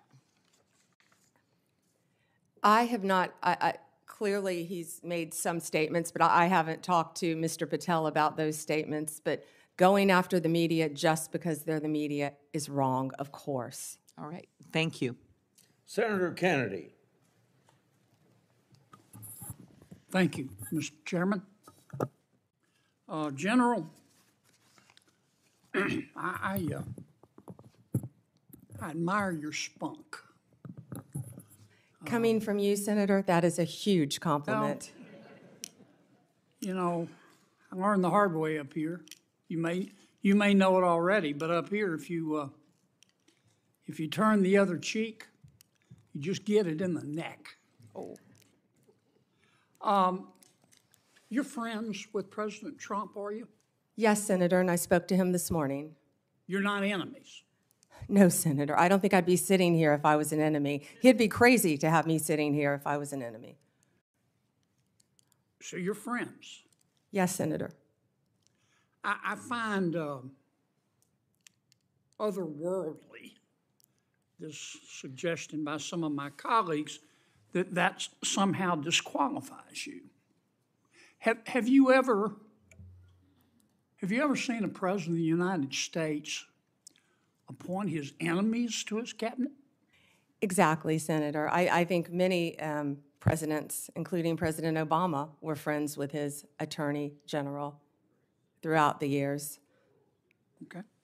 I want to also ask you about one of the suggestions of my colleagues. I wrote it down. He said he was concerned that, quote, you would start with a name to prosecute and then look for a crime, unquote. It made me immediately think of District Attorney Bragg in New York, who actually in 2019 ran a campaign in large part suggesting that if you elect me, I'll prosecute Donald Trump. I believe there were others as well, Senator. Right. How long were you a prosecutor? 18 years. Okay. Is there anything in your background to suggest that my colleague's suggestion that you would start with a name and then look for a crime, is there anything in your background that would give him basis to say that? No, Senator. Okay. Have you ever done that? No, Senator. And I think I have a plan- lot of former colleagues sitting behind me who would back me up on that as well. Do you plan to do that as Attorney General? Of course not, Senator. I hope no Attorney General going forward would ever do that. Well, I thank you for your time today. One need not be clairvoyant to see that you're going to be confirmed. And you talked a lot about bringing us together today. I'll make this suggestion. Senator Durbin talked about it. You can bring us together if you will just answer Grassley's letters. That will be a really good start, because you'll never hear the end of it, nor should you. The man he's like a dog on a bone. Thank you, Senator.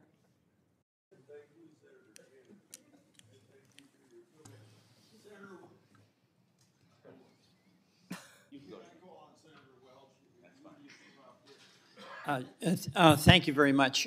Thank you, Ms. Bondi.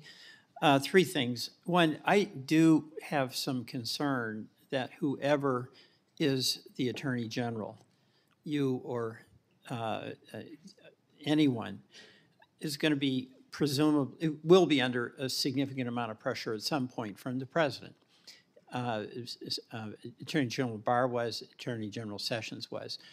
And you've made it very clear your client is the Constitution. I think that's very reassuring to us. But the President does have now a Supreme Court provided immunity. And I just want to express to you my concern, and it really does align with what Senator Schiff said. You have what I regard as a very bad decision by the Supreme Court. The President should not be above the law, never has been. And my concern, on the basis of statements that President-elect Trump has made, is that he does identify people as political enemies, including Senator Schiff, and there may come a day where there is pressure on you. And I'm just going to express my hope that that independence that you've had throughout your career when it comes to the Constitution or pressure from a higher official, that you're going to choose the Constitution. So you don't even have to answer that. But it's a concern I share, I think, not just with colleagues here, but with many Americans. My colleagues have made the case about weaponization in this administration. We can have a debate about that. but there's been a universal statement here that we want the rule of law to be the basis of going forward. So thank you for allowing me to say that. Second, I'm really interested in your focus on how do we cut down on recidivism. I was a public defender. That's how I got started. You started prosecutor. In Vermont, prosecutors and defenders were good friends. We each had a job to do. But my experience with my clients, and I'm accepting folks who just, they're really dangerous. You've got to lock them up. You've got to throw away the key. But the vast majority of people had a substance abuse problem, oftentimes had very limited education, oftentimes face these incredible dilemmas that Senator Coons was talking about, where they get fines and they get their license suspended, so the job they had now they lose.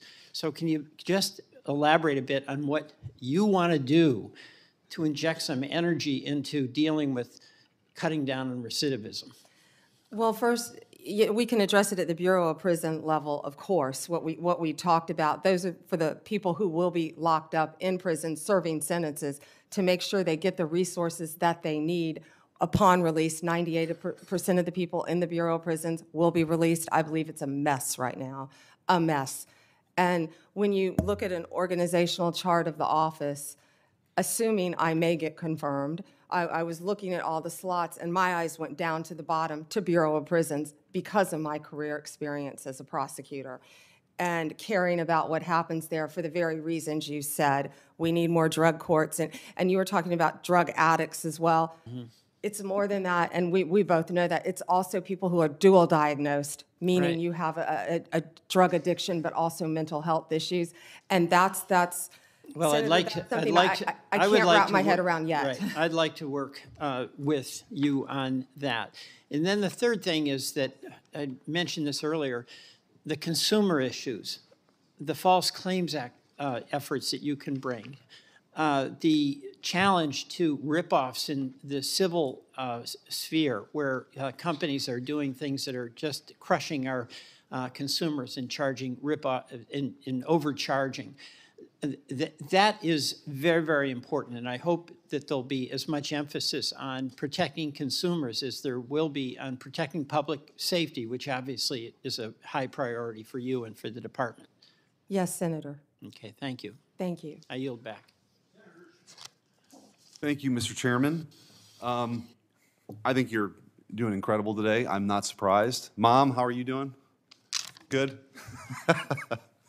I told her not to react no matter what. That's probably harder for her than it is for you. Well, listen, we've talked about this over the years. So for me, I didn't know any lawyers growing up.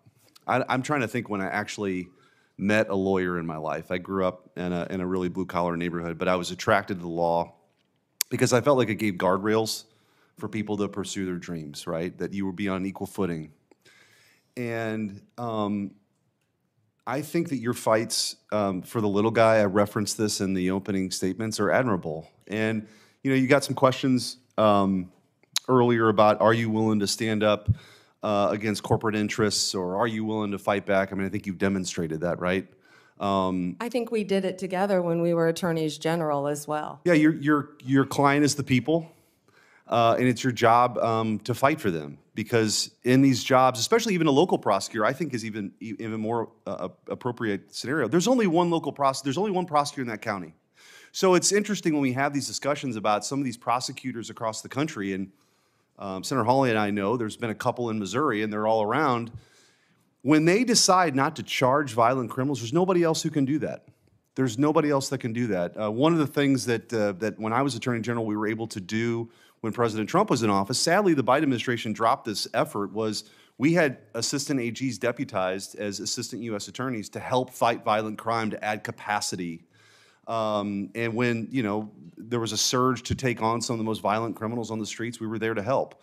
Those are the kind of partnerships I'm guessing that you'll look towards, right? To get back to the core mission of taking on violent crime and fighting for the little guy. So I wanted to give you a little bit of an opportunity to talk about that. And also, sort of what's your vision? You're answering a lot of questions. What's your vision for the department?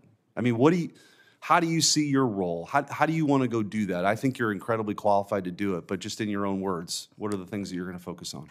You know, Senator, it's truly overwhelming when you look at the volume of that department. The Department of Justice, it is the largest law firm in the world and manages the largest law enforcement agencies. And that's why, first and foremost, what I did when I was Attorney General, you surround yourself with great people.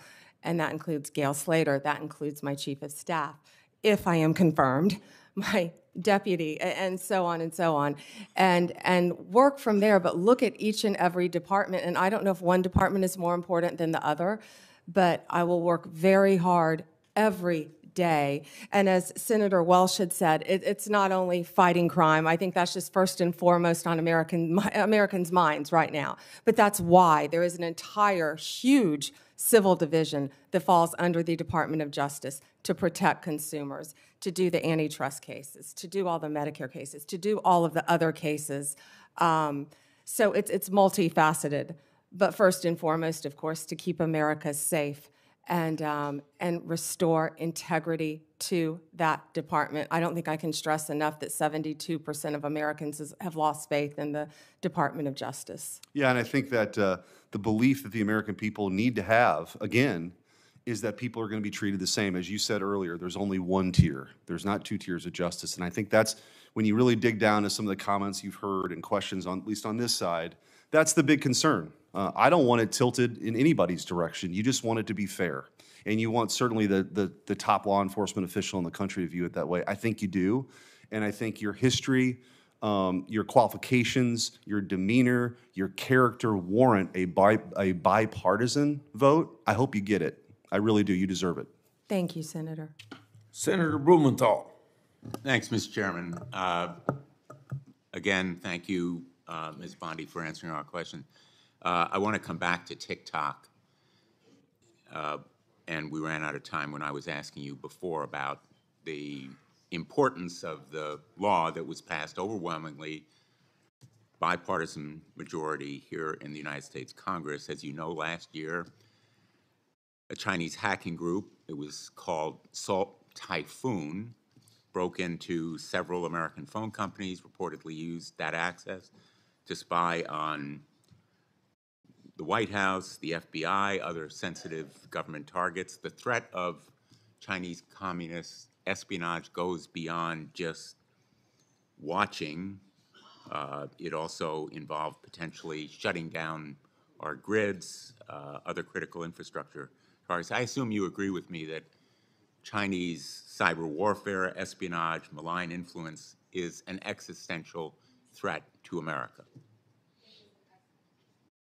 It is an existential threat, Senator, and also I have not seen it yet, but from what I've heard about former FBI Director Wray's comments on 60 Minutes regarding China, sleeper cells within our own country, infiltrating our water systems, our natural gas lines, telecommunications, a very, very real threat to our country. I'm glad that we agree, and as you know, and as the Department of Justice has noted, it's not classified, so we can talk about it openly. The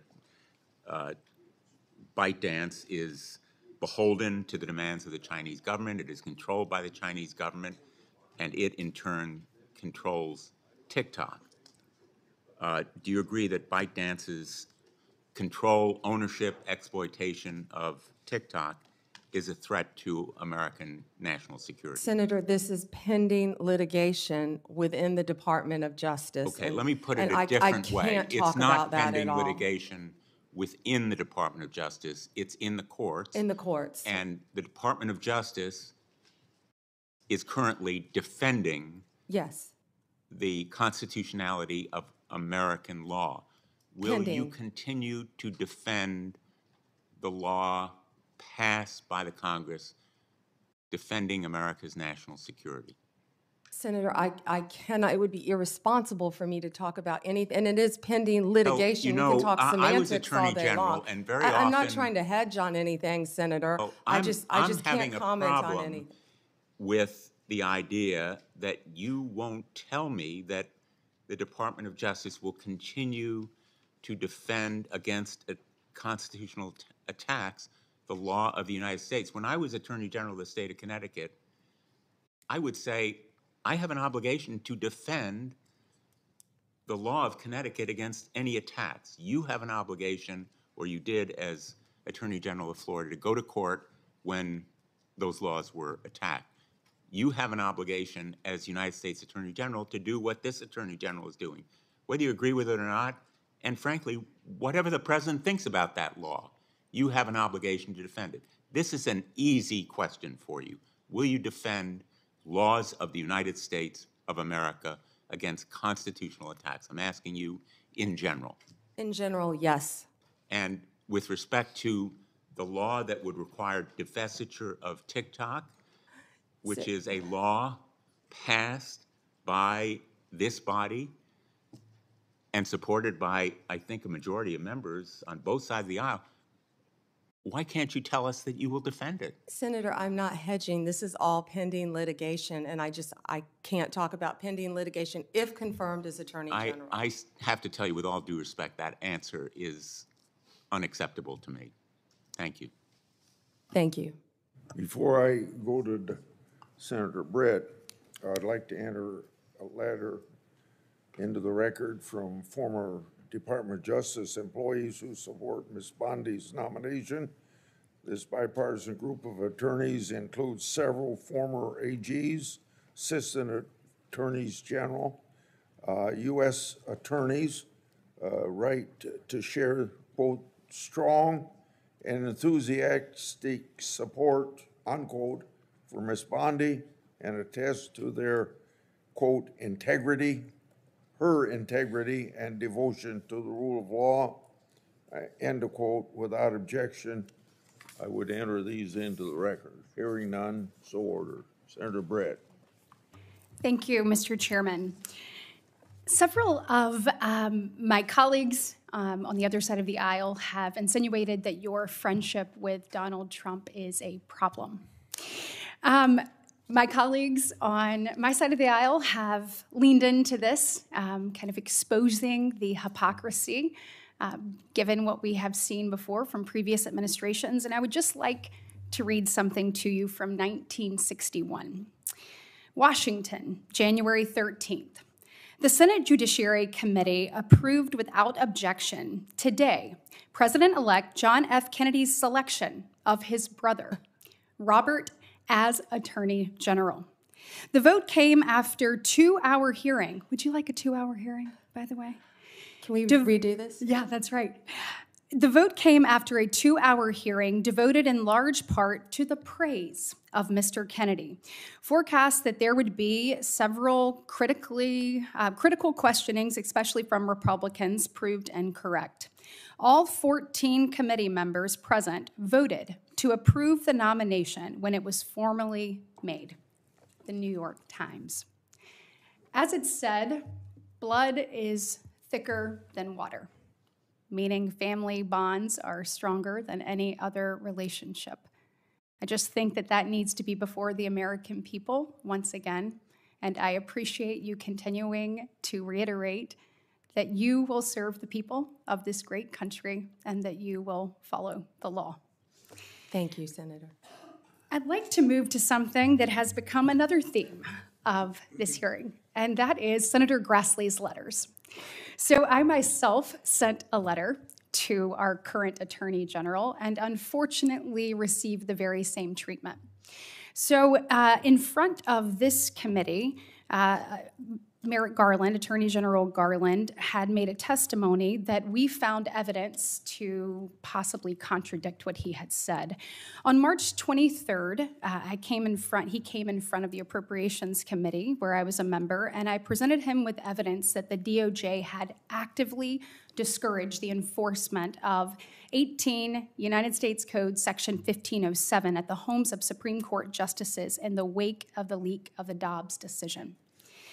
Evidence that appeared that he had clearly either misled or misinformed this committee.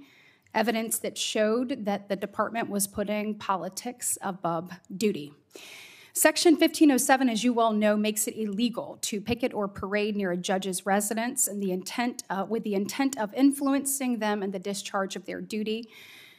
It was openly and flagrantly violated on numerous occasions in the summer of 2022, yet never enforced by U.S. Marshals stationed at the home of the justices, in large part because of the evidence that we showed that they had been actively discouraged from making arrests. When we asked Attorney General Garland why no one had been prosecuted, he said because no one had been arrested.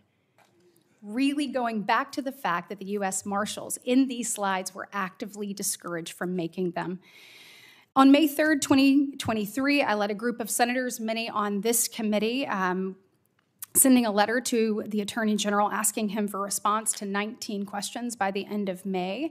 And to this day, I have yet to receive any actual response to any of my questions. To Senator Grassley's second point, if you do get a response, which mine came almost a year late, it was just words on paper. And so what I'd like to know from you is two things. One, if confirmed, will you do everything in your power to have yourself or one of your top officials respond in a timely manner to those of us on this committee? And second, since I am almost out of time, will you commit to working to help me get answers about why this happened in the Department of Justice so that we can ensure that it never happens again? Yes, Senator, and it sounds like we're going to have to open an entire unit to handle Senator Grassley's letters Good. to respond to them. That's what we all like to hear. Senator Booker. Thank you, and I'm grateful to Senator Britt for bringing that up. It's probably one of the bill's bipartisan commitments if we're going to fulfill our duties as of the Constitution to give oversight. It's really important that we get timely responses, and I'm grateful for that. I want to jump back right in where we were talking in last is just about the crack and powder cocaine disparities that we discussed in my office. It's something that this committee in a bipartisan way have done a lot on. We discussed about the 18-to-1 sentencing disparity, which came down from 100-to-1. I've been working in good faith with people like Senator Grassley on trying to just get justice with that, move it as much towards 1-to-1 as possible. We know that actually in Florida, your home state, as well as 43 other states, it's 1-to-1. It's 1-to-1. Thank you for making my question quicker. Will you commit to continuing the DOJ 2002 policy of just enforcing it as if it was 1-to-1? Yeah, and I will look at that policy if I am confirmed as Attorney General. I had no idea it was 18-to-1. That I will look at that policy if confirmed and report back to you right away. It sounds like if I'm confirmed, I have a lot of reporting backs to do right away. Thank you. But I will, Senator. Am I overly stating the fact that reading from your expression that you seem to think that 18-to-1, especially given what's going on in Florida, seems unreasonable? I was unaware that that was happening and why you would want it to be 1-to-1. Right. I know your sincere and heartfelt beliefs on abortion in general, and I respect that and our differences on it. But when it comes to medication abortion, over 2 decades ago, the Food and Drug Administration approved the medication abortion pill mifepristone as safe and effective. Decades of research continue to confirm the drug's safety. However, access to mifepristone was threatened by several lawsuits that second-guess the FDA's expert judgment about the drug. The Department of Justice has vigorously defended the FDA's judgment about the safetiness and effectiveness, and I guess a lot of people are concerned about reversing a policy that could deeply affect people's access to mifepristone. I'm wondering if you would commit to continuing the U.S. Department of Justice's efforts to defend the FDA's judgment in lawsuits against mifepristone. And I was not aware of that, Senator, until we spoke. And I think I told you I will look at that policy. I was not aware of the policy. I will look at that policy. I am personally pro-life. I have always been pro-life. But I will look at that policy. I will not let my personal beliefs affect how I carry out the law. I wish I had more than 90 seconds to talk to you about an issue, but you've been so willing to talk to me about it. But the First Step Act implementation is, in my opinion, in a dire state. We had a bipartisan bill with 87 senators voting for it, 88 if Lindsey Graham was not off fighting the world's fight. I would like to make sure that you work with us to have implementation done. One of the reasons why it's so poorly implemented is because of the disastrous realities in the Bureau of Prisons. We've had bipartisan hearings here about the egregious stuff. The hearing was so disturbing that one of my colleagues on the other side came over and said, whatever I can do, let's work together.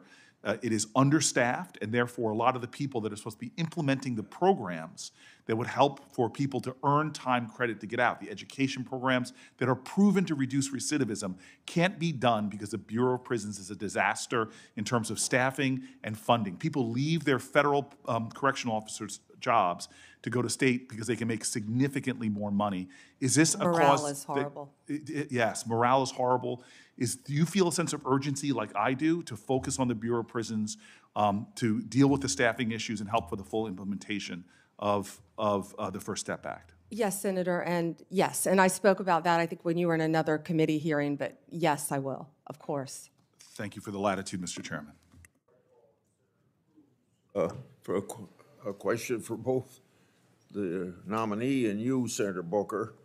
You were talking about this one-to-one equation. If your implication to her was that it could be done through her actions, then it seems we've been wasting our time trying to find a compromise between you and me on that subject for legislation. I didn't prepare for this hearing, sir. I didn't know I'd be asked questions. I look forward to working with you. I do believe that it should be done judicially as well as with prosecutorial discretion. Okay. It should be done legislatively as well as prosecutorial discretion. Thank you, sir. Thank you, Mr. Chairman. General Bondi, I congratulate you on an excellent job at this hearing.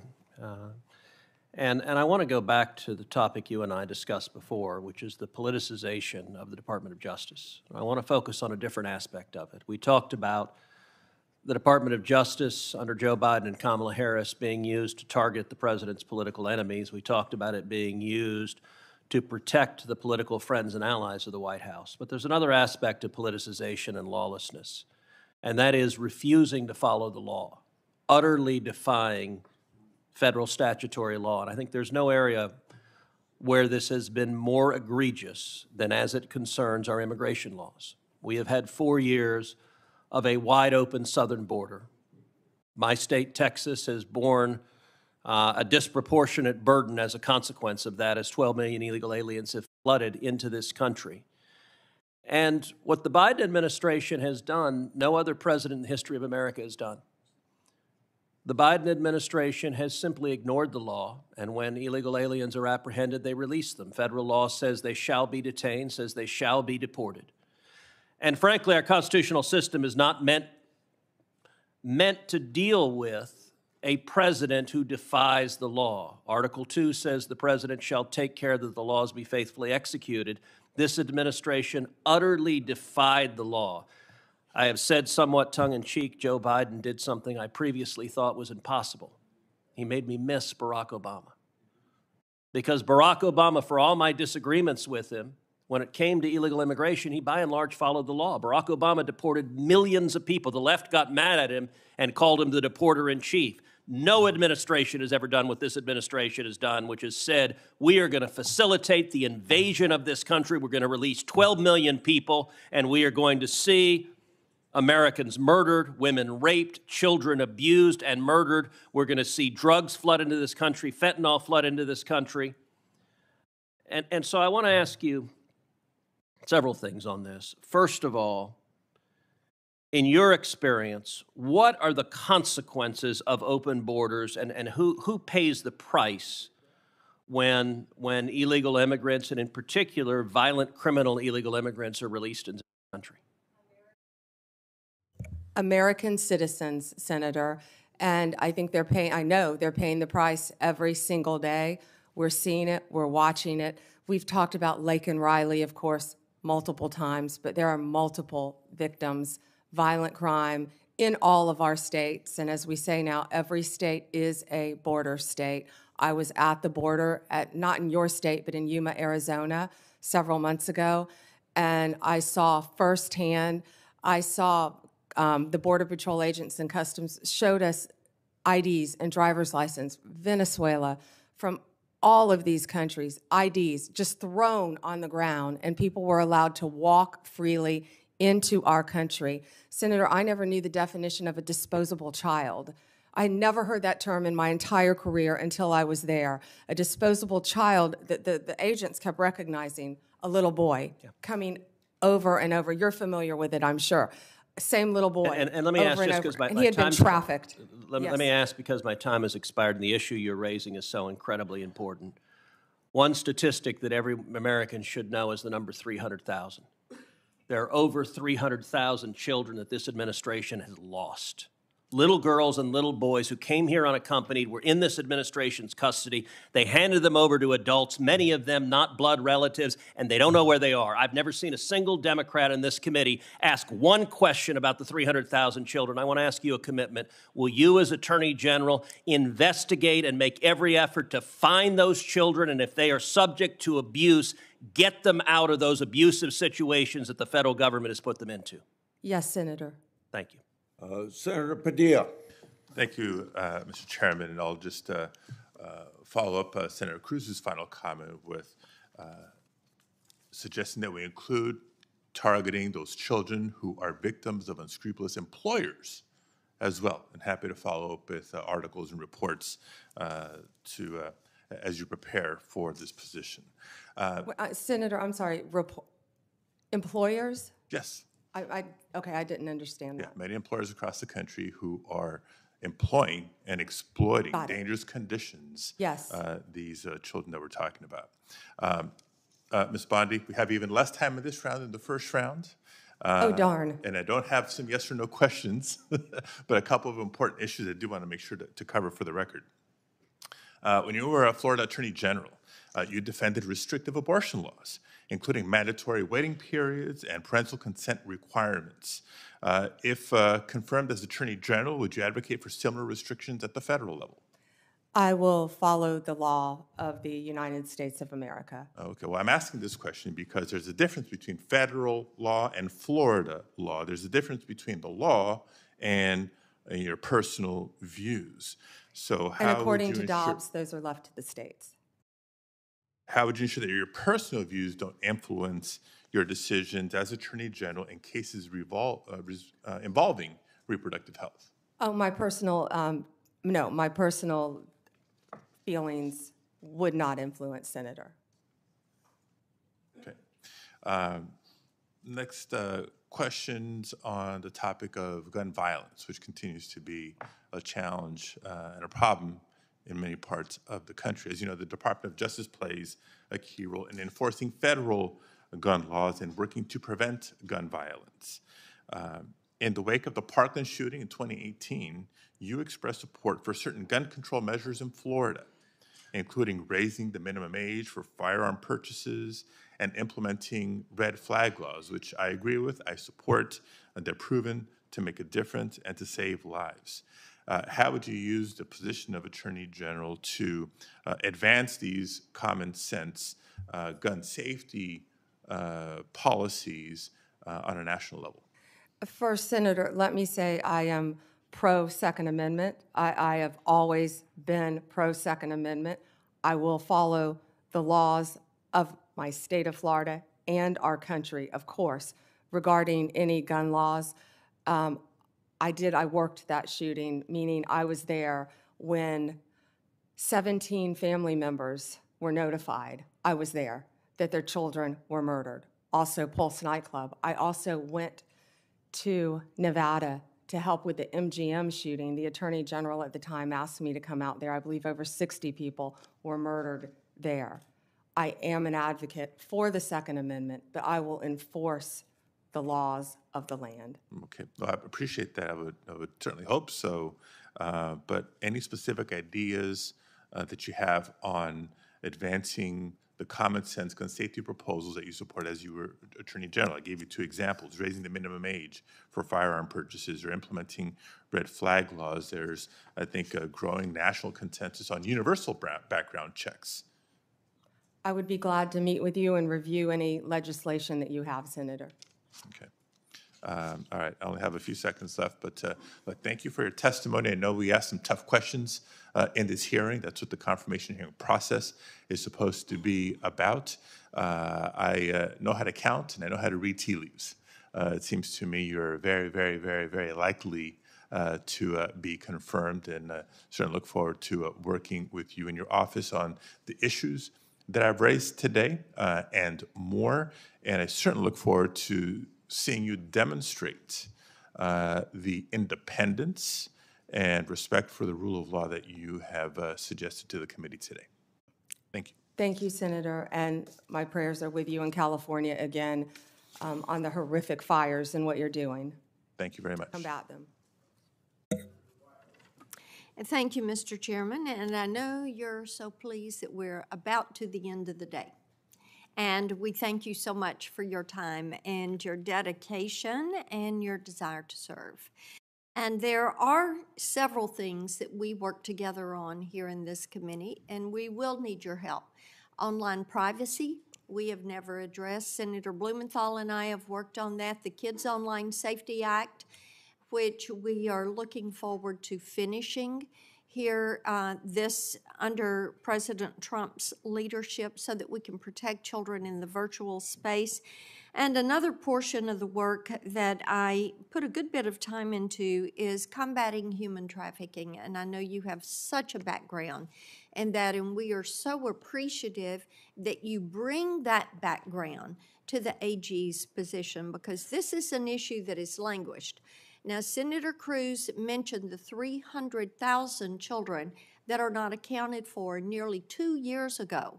I wrote the HHS secretary. It was at about 100, it was at 75,000 at that point, and the number has increased.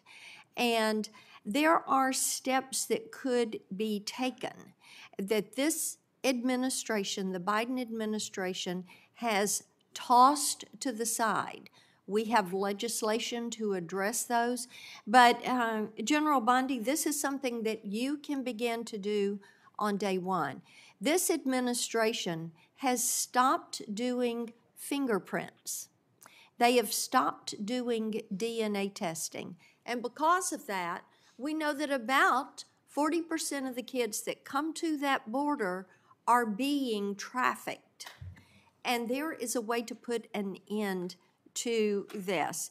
So we have, we think creating a database, a human trafficking database at DOJ is a good step forward. We do have legislation on that. Another thing that we're working on is having Child Protective Services actually record the interviews with children and adults to help to protect these children. But I would really like to get your commitment on the record for your help and a statement about the work that you have done in human trafficking and your commitment to ending that in our country. Thank you, Senator, and I have not yet reviewed your legislation, but I would love to review that legislation. Yeah, I learned about the fingerprinting and the DNA when I was at the border a few months ago, and I really couldn't believe that. And while I was there, I went to a rape crisis center, and what I saw and learned at that border, there is nothing humane happening at that border. No. And so many women and children are being trafficked coming into this country. And when I was Attorney General for the state of Florida, I went to Mexico, and I went to a safe house, and I met victims of human trafficking, women and children. I held babies who had been trafficked. Mm-hmm. And what gets a young drug addicted, because they addict all these women to drugs when they're trafficked, young drug addicted mother to break free from her captor, they were sending her to New York. And when they were going to do that, what did? They were going to kill her baby. And that's what got her to break away and get to a safe house. So I am committed to fighting human trafficking alongside you, and I have not yet read your legislation. I appreciate that. We appreciate so much your commitment to that. There is nothing compassionate about what is going on at that southern border, and we will need your attention to fix those issues. Thank you. Thank you, Mr. Chairman. On behalf of the chair, Senator Schiff.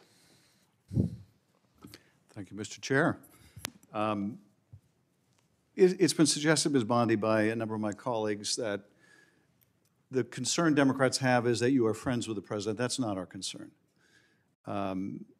It's not our concern that you're loyal to the former president.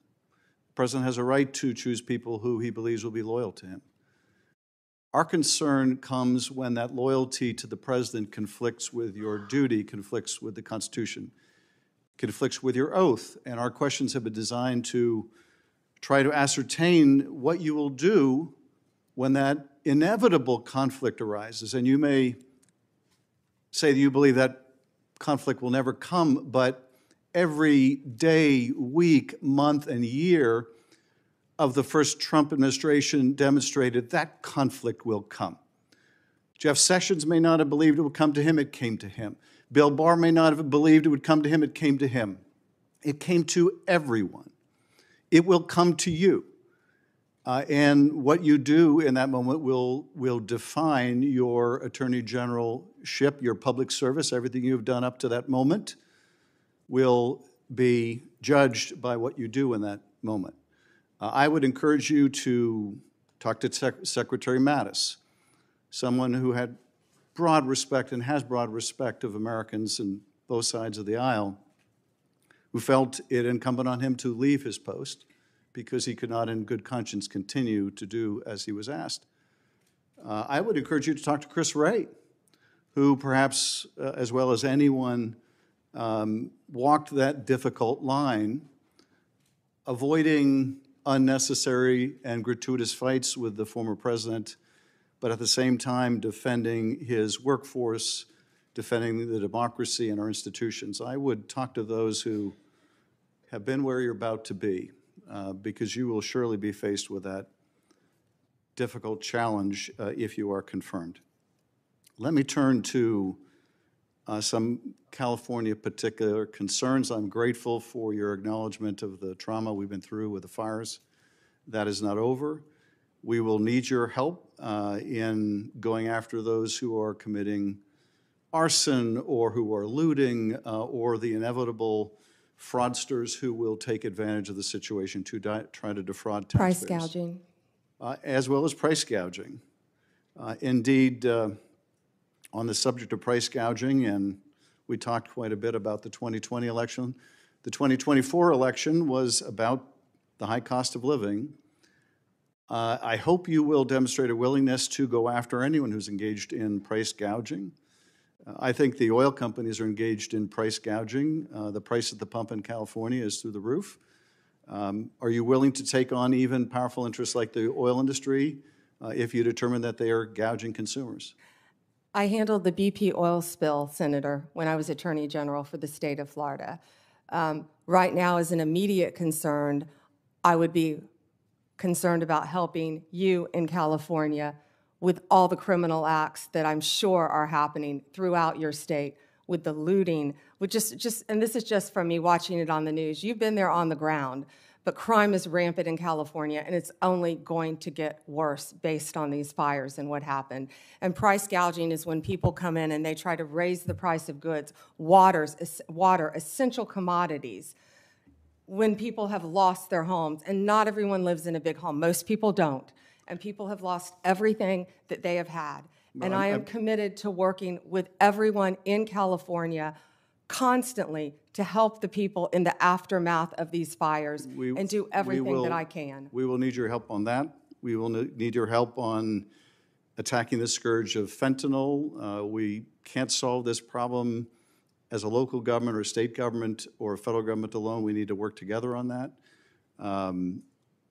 And let me ask one last question, if I may, Mr. Chairman. Important to a great many Californians and people around the country.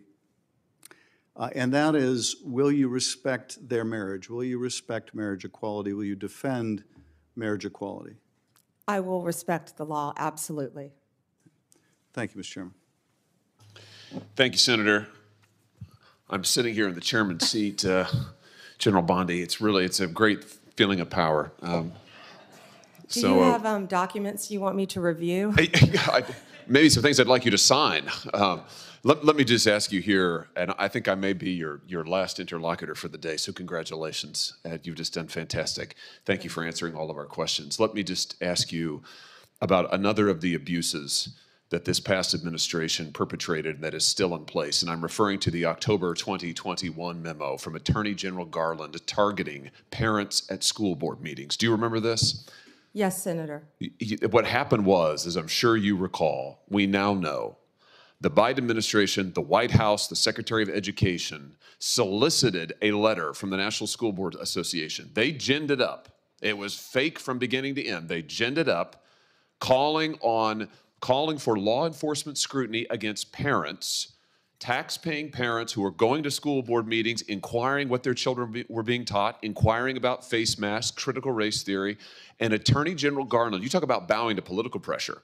When the White House demanded he activate the FBI against these parents, amazingly, unbelievably, he did it. And he issued this memorandum in October of 2021.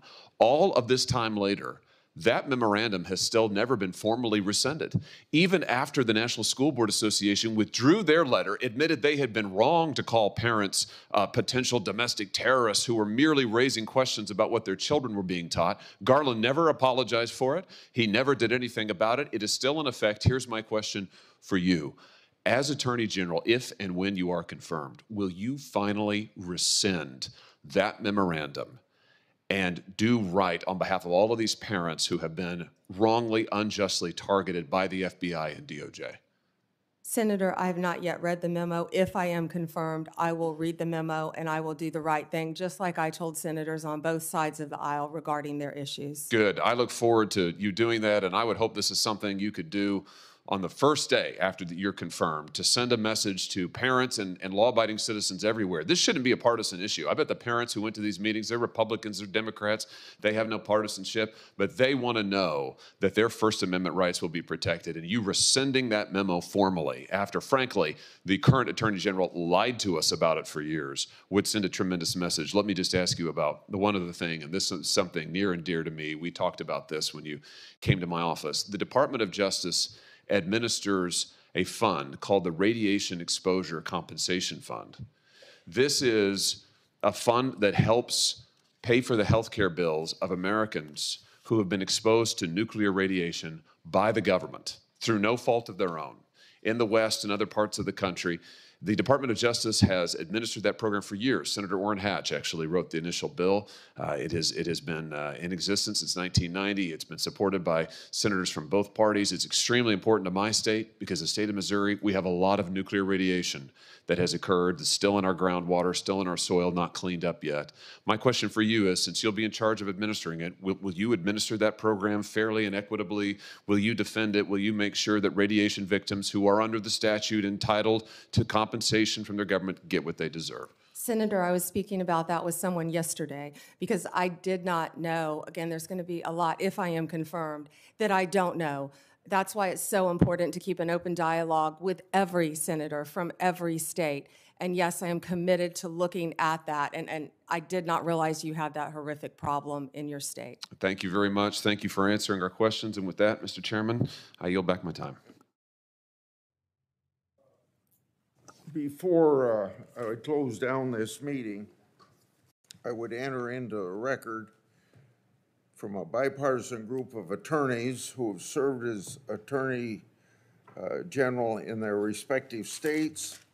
This includes New York, Delaware, New Jersey, Illinois, and Hawaii. They write that Ms. Bondi has worked, quote, across both state and party lines to solve problems. And a further quote that she is, quote unquote, highly qualified nominee. Without objection, that will be put in the record. You've done extremely well. I thank you for your testimony today, and I thank your family, whatever pressures they felt. We apologize for it, but thank you for being so patient through all this process. You should be very proud, Ms. Bondi. You performed well, I think. Admirably is another adjective. and showed this entire country that you're eminently qualified to serve as Attorney General. If confirmed, you will be a chief protector of the rule of law, and I have every confidence that you're going to do a superb job. Now, for information for the future, written questions can be submitted for the record until tomorrow at 5 p.m. Ms. Bondi, when you receive these questions, please enter and return them to the committee as soon as possible, because under our rules, that has something to do with when we can schedule action for your confirmation. You're excused at this point. This committee is adjourned. We will reconvene tomorrow right here. Is it right here in this room? Right here at 10:15 a.m. to hear from a panel of outside witnesses in regard to Ms. Bondi's nomination. We adjourn. Thank you, Senator.